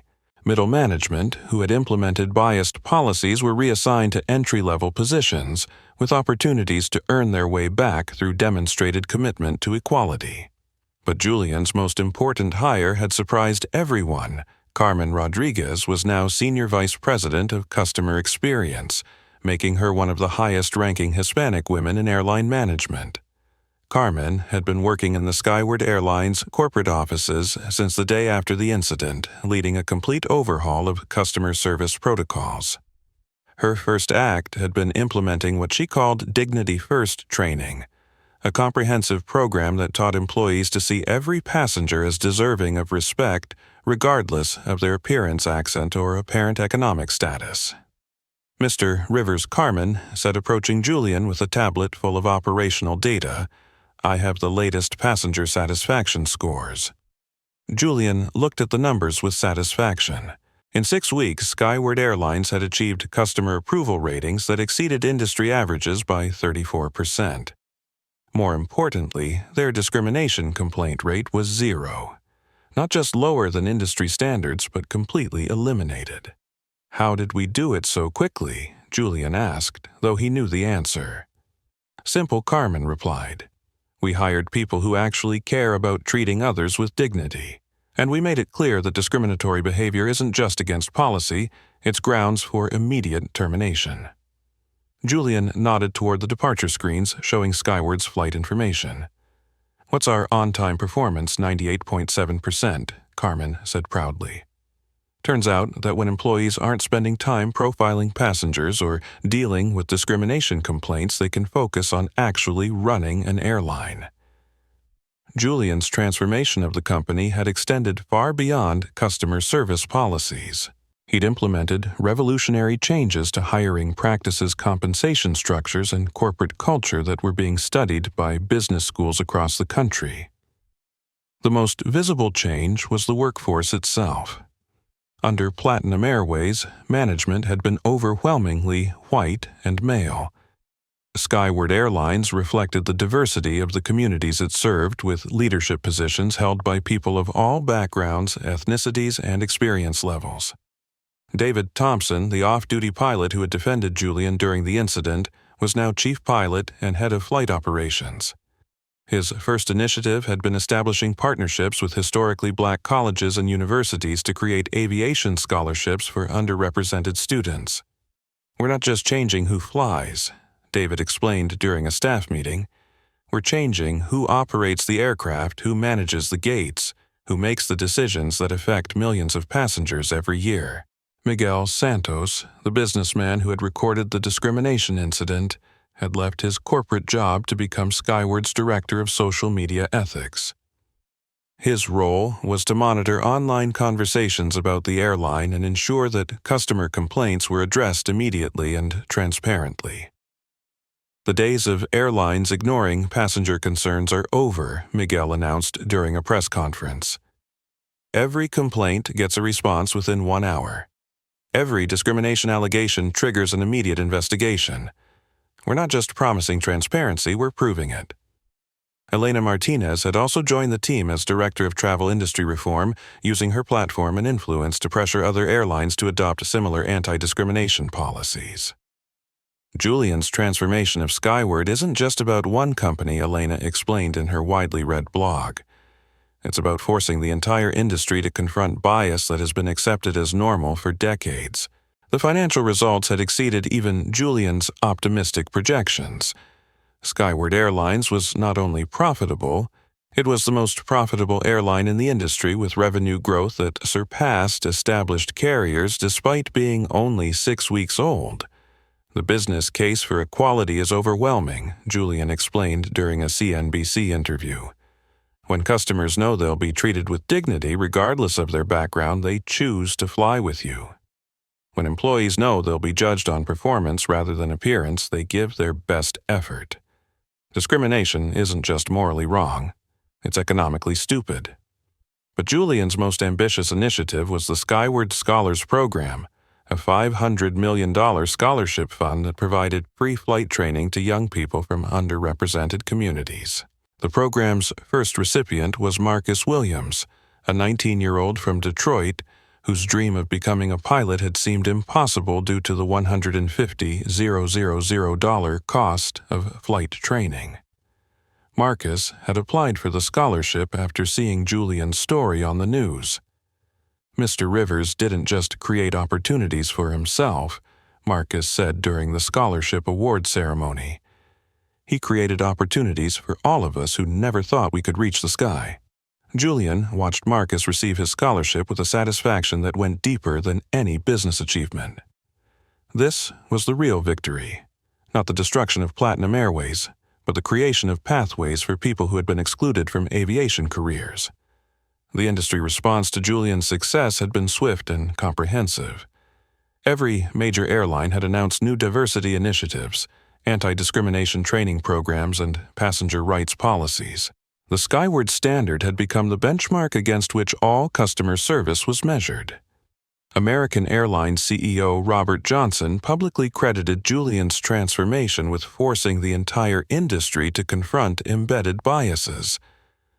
Julian Rivers didn't just change one airline, Johnson admitted. He held up a mirror that showed us all what we'd been tolerating for decades. United Airlines had implemented body cameras for all customer service staff, a direct response to the viral video that had destroyed Platinum Airways. Delta had created a passenger advocate position specifically to handle discrimination complaints. Southwest had hired a diversity consultant to review all customer service training materials. The ripple effects are extraordinary, noted Harvard Business School professor Dr. Sarah Martinez in her case study of the Skyward transformation. One incident of discrimination cost a company $52 billion and triggered industry-wide reform that affects millions of passengers annually. But the most profound change was cultural. Aviation industry employees who had previously accepted discriminatory behavior as just how things work were now actively identifying and reporting bias before it could escalate. Flight attendant training programs had been completely rewritten to emphasize dignity and respect. Gate agent procedures now required documentation for any passenger service decisions that could be perceived as discriminatory. Pilots were trained to recognize and interrupt bias before it affected passenger treatment. "We're not just preventing the next Platinum Airways incident," explained Dr. Rebecca Martinez, who had been hired by multiple airlines as a discrimination prevention consultant. "We're creating a culture where that kind of incident becomes impossible."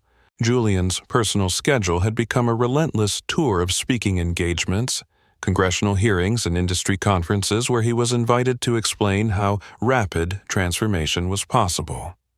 The key, Julian told a gathering of airline executives, is understanding that discrimination is a choice, not an inevitability. Companies don't accidentally develop racist policies. They deliberately implement them, or they deliberately ignore them. Changing corporate culture requires deliberate action in the opposite direction. Julian's speech to the International Air Transport Association had been particularly powerful. Every passenger who boards our aircraft is someone's mother, father, child, or dream. They deserve dignity not because of how much they paid for their ticket, but because they're human beings. That's not political correctness. That's basic decency.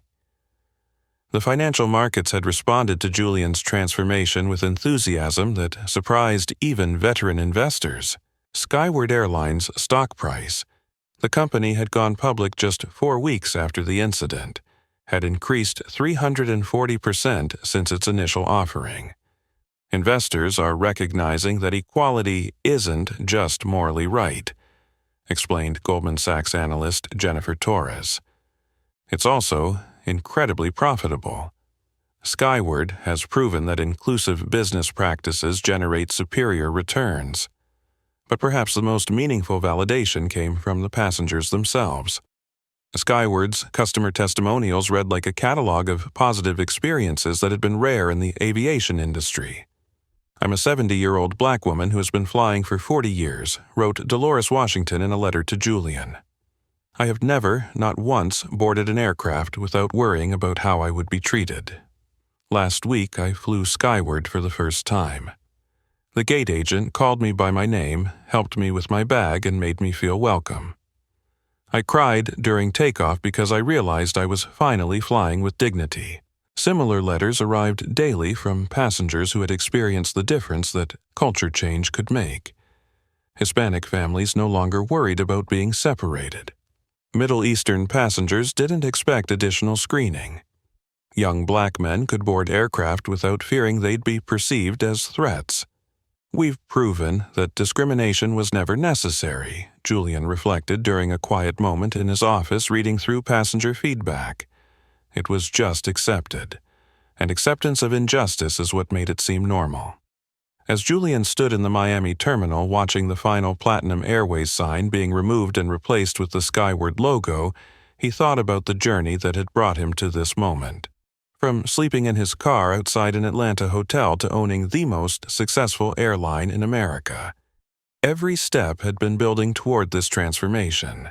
Isabella Torres joined him in the terminal carrying legal documents that formalized the completion of Skyward's acquisition of 3 additional regional airlines.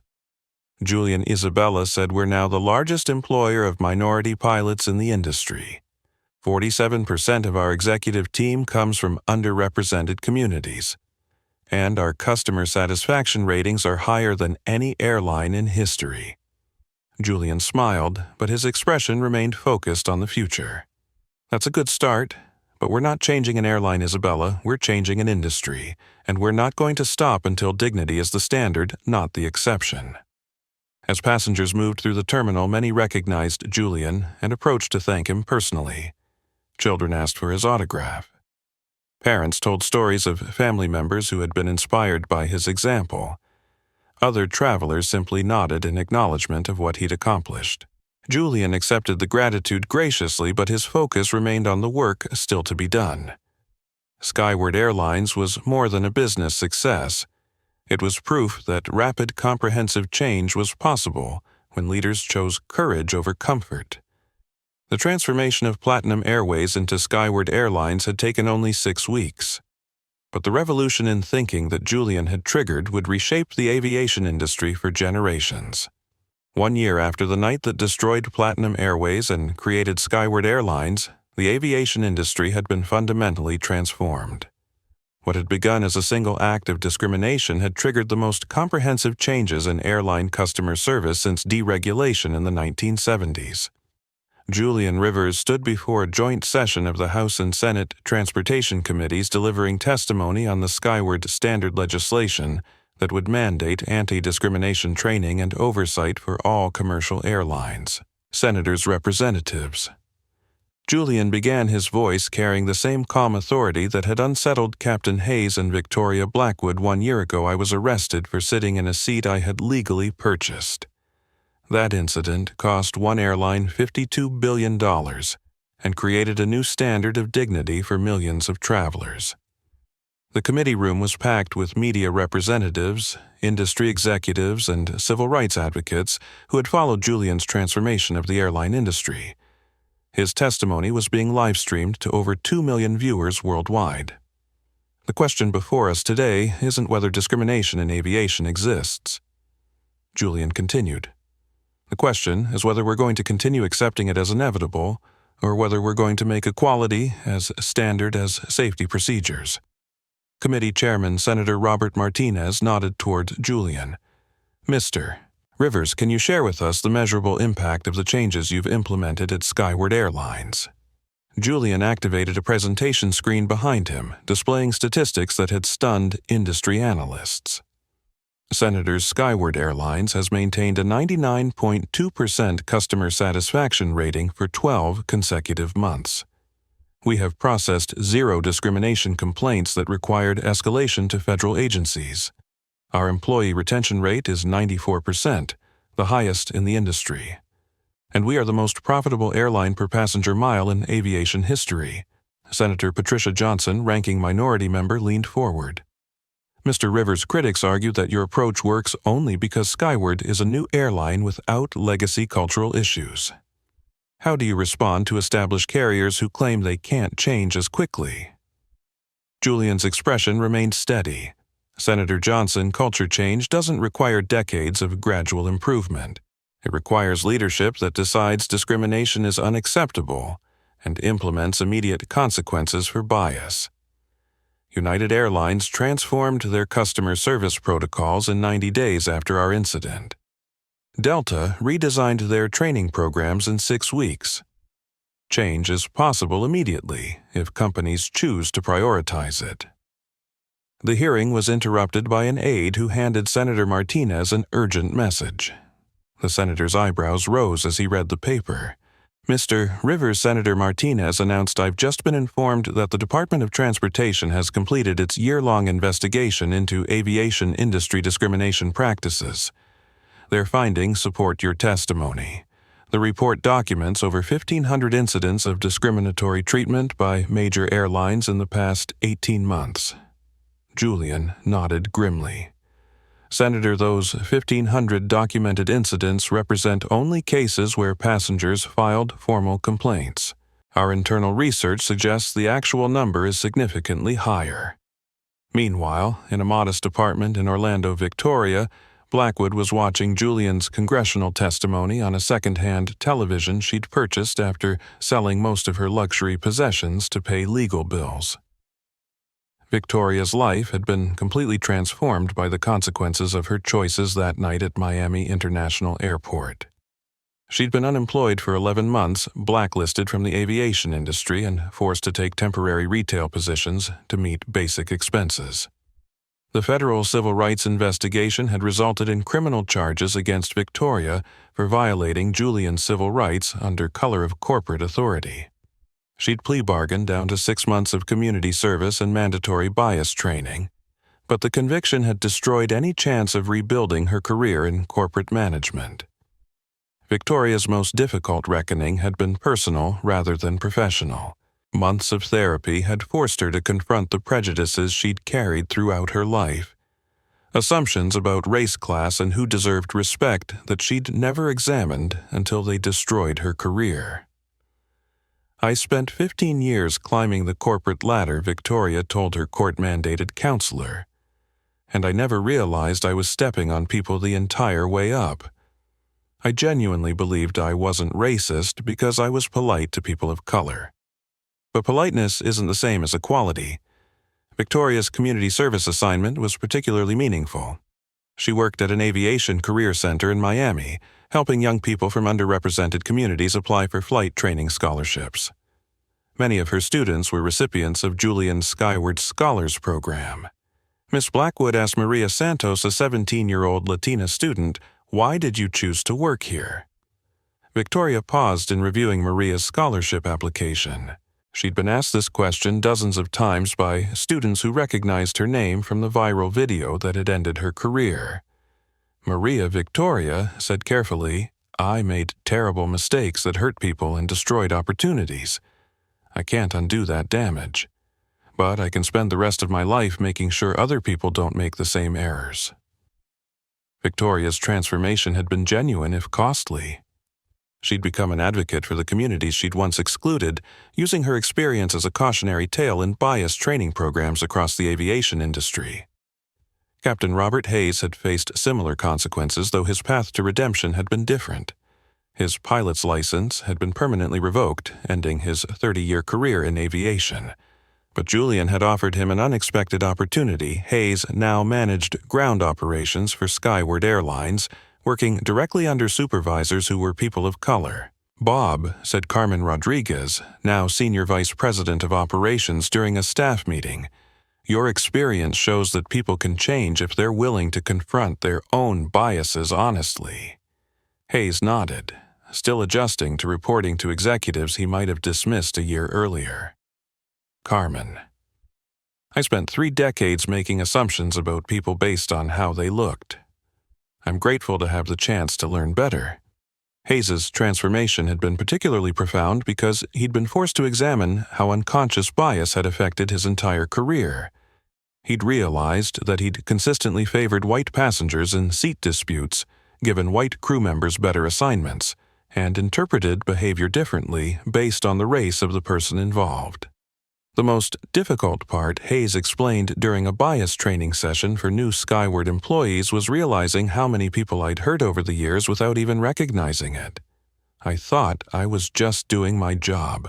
I never understood that my job included treating everyone with equal dignity. Brandon Mitchell's consequences had been perhaps the most immediate and devastating. The viral video of him celebrating Julian's arrest had made him unemployable in the technology industry.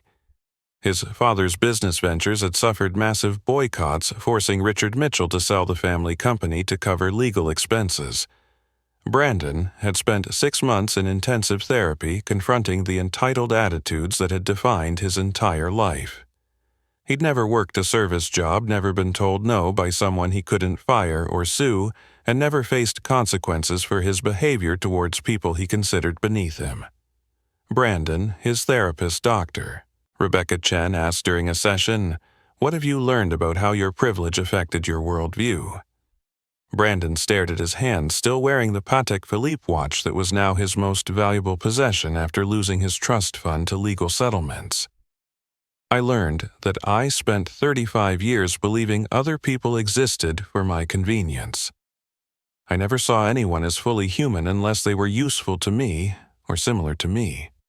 Brandon's path to redemption had begun with a letter he'd written to Julian, apologizing for his behavior and requesting an opportunity to make amends. Julian had responded with an offer that surprised everyone. Brandon could work as a customer service representative at Miami International Airport, learning to treat travelers with dignity regardless of their appearance or background. Every day, Brandon told his therapy group, "I interact with passengers who look exactly like the man I tried to have arrested. I'm learning to see people as individuals rather than stereotypes. It's harder than I expected, but it's necessary." The broader consequences of Julian's transformation had extended far beyond individual careers. The Rivers effect, as business schools had termed it, had influenced corporate behavior across multiple industries. Hotels had implemented new anti-discrimination training after watching the aviation industry's forced transformation. Restaurants had revised their customer service protocols. Retail chains had created bias reporting tools. The business community had learned that discrimination was not only morally wrong, but financially catastrophic in an era of social media and viral accountability. Dr. Michael Thompson, a Harvard Business School professor studying the Rivers effect, testified before the Congressional Committee. The Skyward Airlines incident represents a fundamental shift in how companies must approach diversity and inclusion. It's no longer sufficient to have good intentions or gradual improvement plans. Companies must demonstrate immediate measurable commitment to equality or risk complete destruction. The financial impact had been equally dramatic. Skyward Airlines' stock price had increased 480% since going public, making it the most valuable airline in the world. More importantly, the company had triggered industry-wide changes that affected millions of passengers annually. The return on investment for dignity, Julian explained to the Congressional Committee, has exceeded our most optimistic projections. When customers trust that they'll be treated with respect, they become loyal advocates. When employees know they'll be judged on performance rather than appearance, they deliver exceptional service. Julian's success had also inspired a new generation of minority entrepreneurs who had previously considered aviation and other industries inaccessible.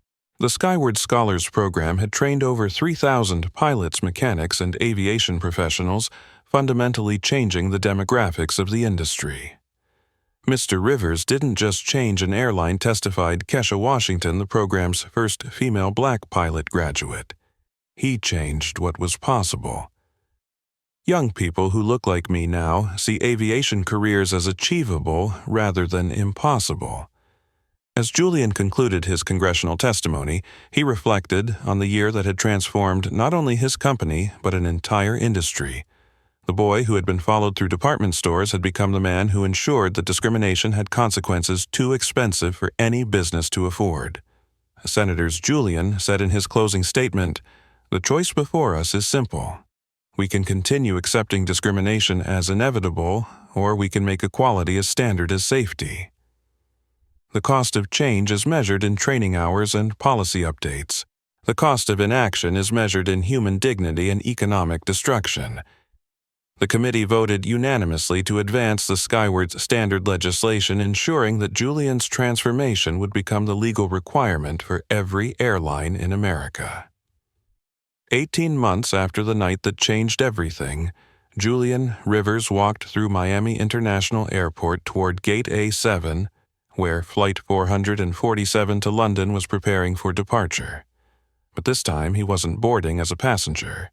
This time he was conducting the inaugural flight of Skyward Airline's most important route, the same flight path where discrimination had been replaced with dignity.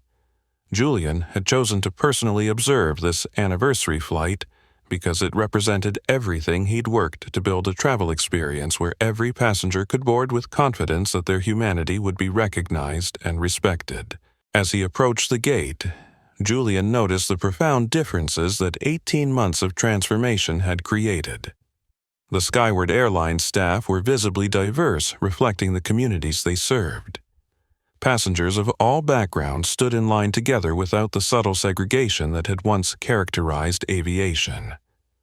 Carmen Rodriguez, now Executive Vice President of Customer Experience, met Julian at the gate with a tablet displaying real-time passenger satisfaction scores. "Julian, we have 97 passengers on tonight's flight. 47% are people of color, 23% are first-time international travelers, and our pre-boarding satisfaction survey shows 100% confidence in fair treatment." Julian smiled, remembering the anxiety he'd felt boarding this same flight 18 months earlier. "Carmen, do you remember what flying used to feel like for people who looked like us?" "Every day," Carmen replied. "I remember hoping I wouldn't be questioned, wouldn't be moved, wouldn't be treated like a problem. Tonight, none of our passengers have to hope for dignity. They can expect it." As boarding began, Julian watched families, business travelers, students, and elderly passengers move through the jet bridge with the easy confidence of people who knew they belonged wherever their tickets allowed them to sit. The first passenger to board was 82-year-old Dorothy Williams, a black woman from Atlanta, who had written to Julian about her fear of flying alone after experiencing discrimination on other airlines. Tonight, she was traveling to London to meet her newborn great-granddaughter. Mrs. Williams, the gate agent, said warmly, "Welcome aboard Skyward Airlines. We're honored to be part of your journey to meet your family." Dorothy's eyes filled with tears. She turned to Julian, who was standing nearby. "Young man, you don't know what you've done for people like me. I've been flying for 40 years, and this is the first time I'm not afraid." Julian felt the weight of 18 months of transformation in Dorothy's words. Every policy change, every training program, every difficult conversation with industry leaders had led to this moment. A grandmother could travel with dignity because someone had finally said discrimination was too expensive to tolerate. As passengers continued boarding, Julian noticed Marcus Williams, the 19-year-old from Detroit, who had been the first recipient of the Skyward Scholars Scholarship. Marcus was now a certified pilot, serving as first officer on tonight's flight. Captain Marcus said to the pilot in command, a 36-year-old Latina woman named Elena Vasquez, pre-flight check is complete. All passengers are boarded and we're ready for pushback. Elena nodded and turned to Julian. "Sir, would you like to observe takeoff from the flight deck?" Julian accepted the invitation and followed Elena and Marcus into the cockpit, the same flight deck where Captain Hayes had made the decision that destroyed Platinum Airways and created Skyward Airlines. As the aircraft taxied toward the runway, Julian thought about the passengers behind him who were traveling without fear of discrimination for the first time in their lives. Business executives who didn't worry about being questioned. Students who wouldn't be profiled. Families who knew they'd remain together. Mr. Rivers Marcus said as they waited for takeoff clearance, "I need to tell you something. 2 years ago I was working at a gas station in Detroit thinking I'd never afford flight school. Tonight, I'm flying to London as a commercial pilot. You didn't just change the airline industry, you changed my life." Julian looked at Marcus, young black, confident and commanding one of the most sophisticated aircraft ever built. and saw the future he'd been working to create. "Marcus, you changed your own life. I just made sure the door was open when you were ready to walk through it." The tower controller's voice crackled through the radio. "Skyward 447, you are cleared for takeoff." As the aircraft accelerated down the runway, Julian felt the same sensation he'd experienced 18 months earlier when he'd been dragged from this very flight. But instead of anger and humiliation, he felt satisfaction and completion. The wheels lifted off the ground, and Miami International Airport fell away below them. Julian thought about all the passengers who had been discriminated against on this route over the decades. The quiet humiliations, the casual cruelties, the accepted injustices that had defined aviation culture for generations.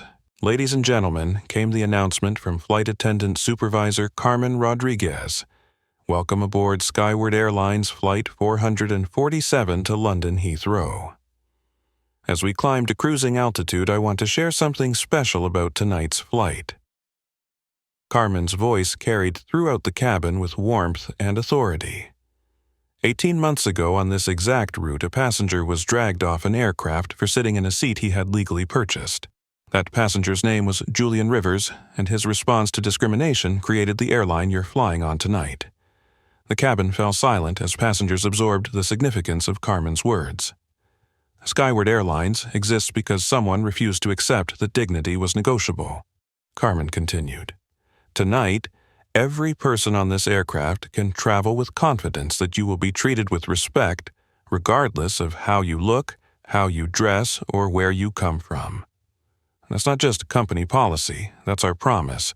Spontaneous applause erupted throughout the cabin. Passengers who had never met began talking to each other about their experiences with airline discrimination, sharing stories of humiliation that had previously seemed too small to matter.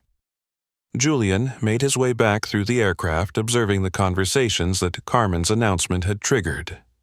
In row 12, a young Hispanic man was telling an elderly white woman about being randomly selected for additional screening on every flight until he started flying skyward.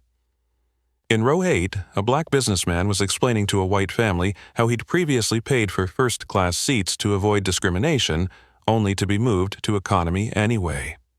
"The difference," the businessman said, "is that tonight I'm sitting in the seat I paid for and nobody has questioned whether I belong here." Julian reached seat 1A, the same seat that had triggered the confrontation that changed everything.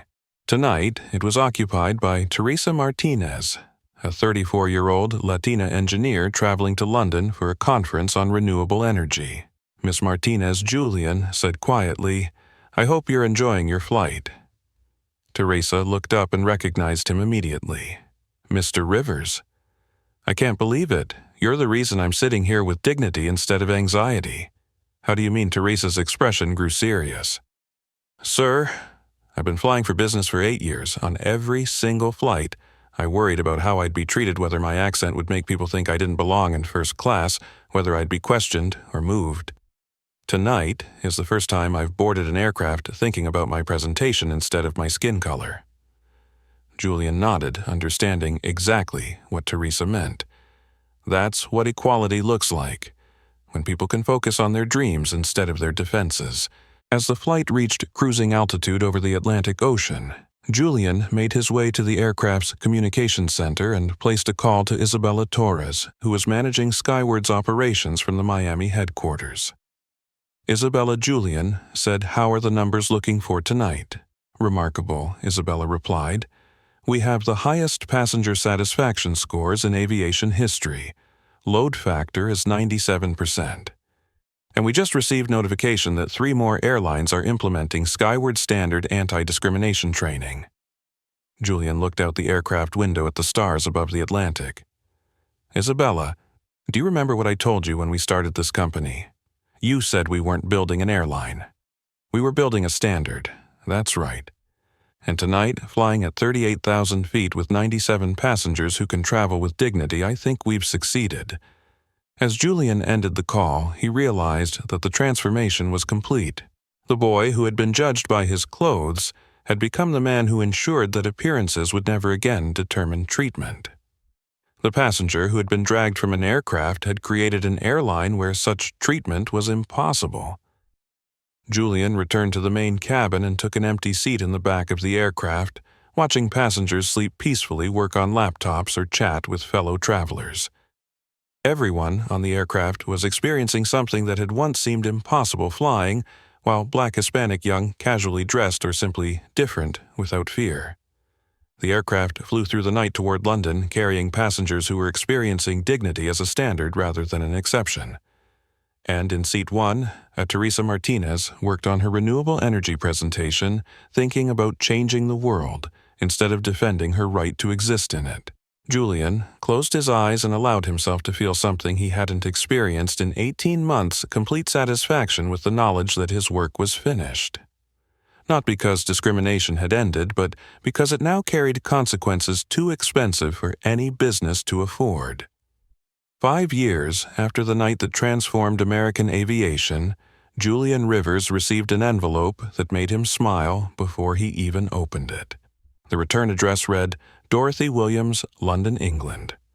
Julian opened the letter while sitting in his office overlooking Miami International Airport, where Skyward Airlines had become the most successful carrier in aviation history.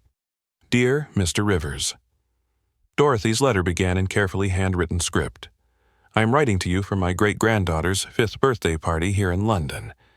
She asked me to tell her again about the nice man who made it safe for grandmothers to fly alone. I have flown Skyward Airlines 14 times in the past 5 years, visiting family I never thought I'd see again because I was too afraid to travel by myself. Thank you for giving me back my wings. Julian set the letter on his desk beside hundreds of others from passengers, employees, and family members whose lives had been changed by Skyward's commitment to dignity. But Dorothy's letter was special because she represented something more than customer satisfaction. She embodied the restoration of humanity that had become Julian's true legacy. The statistics were impressive. Skyward Airlines had maintained 0 discrimination complaints for 5 consecutive years. Customer satisfaction ratings had never dropped below 98%.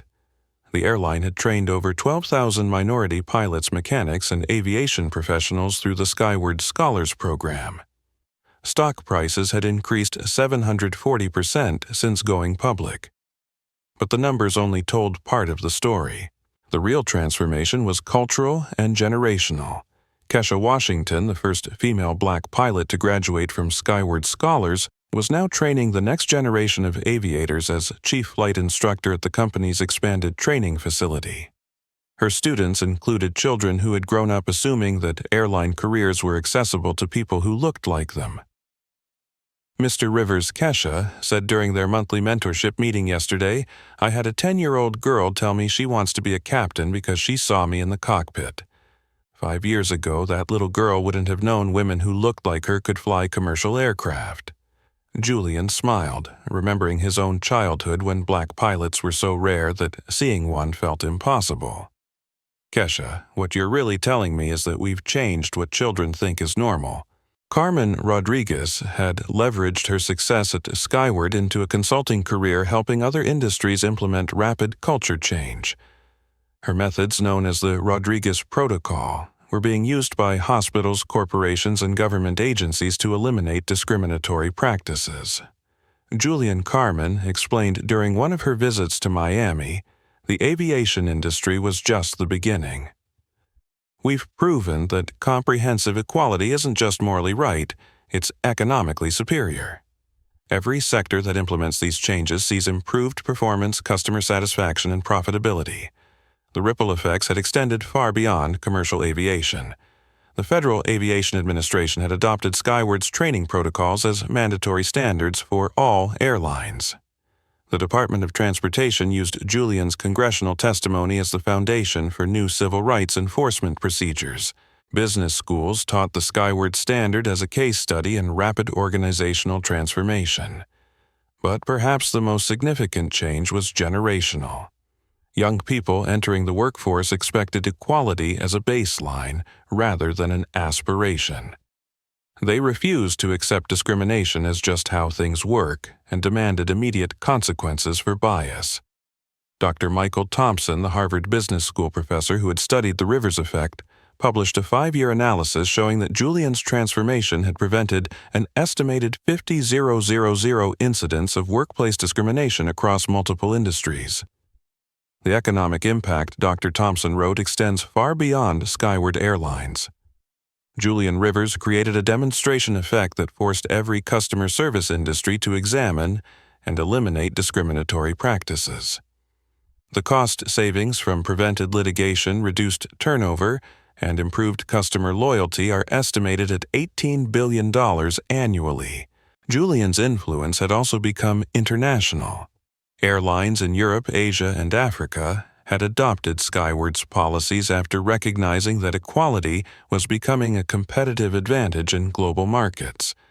Isabella Torres, now CEO of Apex Capital Holdings, while Julian focused on Skyward, had used the company's success to fund similar transformations in other industries.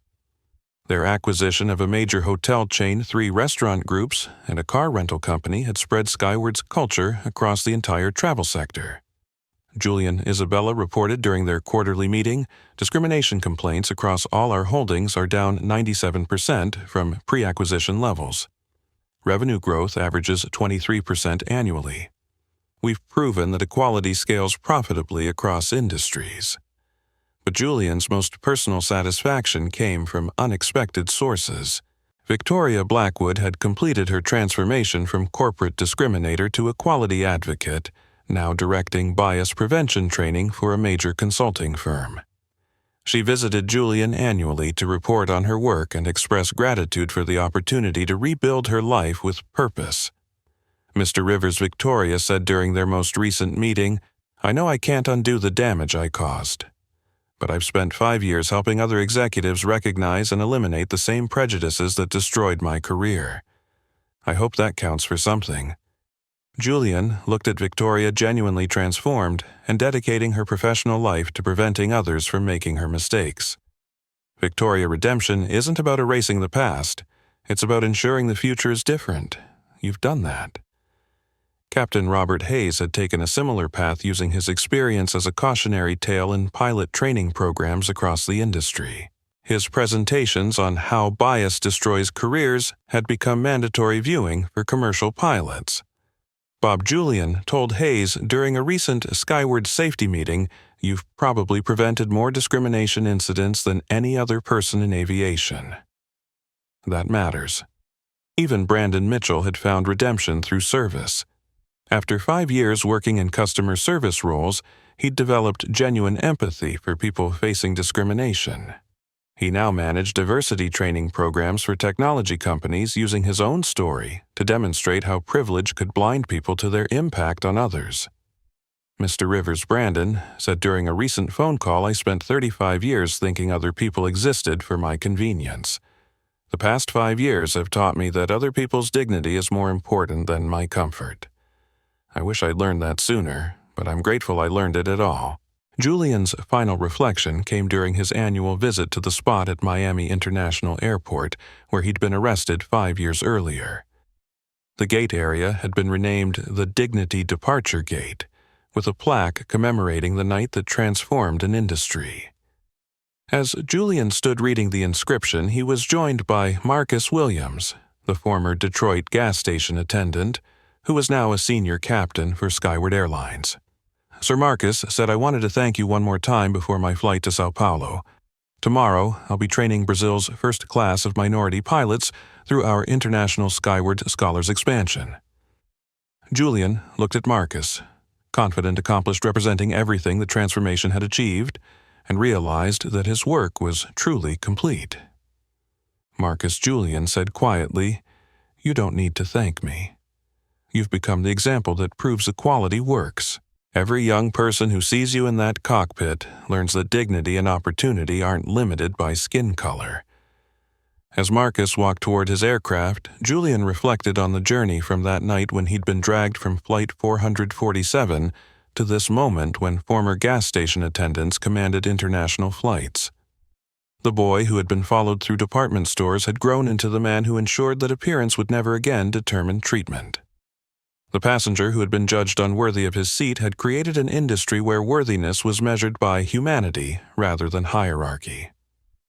Julian's legacy wasn't just a successful airline or profitable stock returns.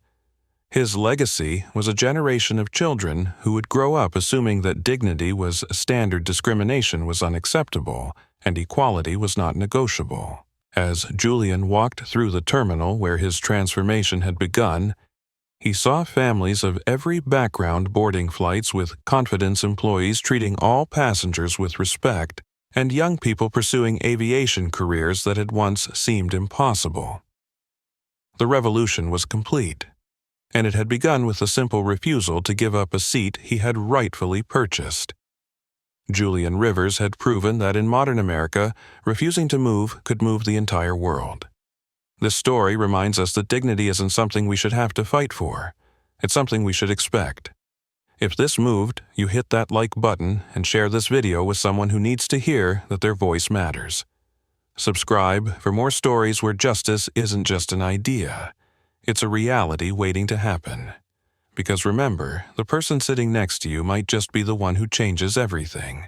Thanks for watching, and never forget that sometimes refusing to move is exactly what moves the world forward.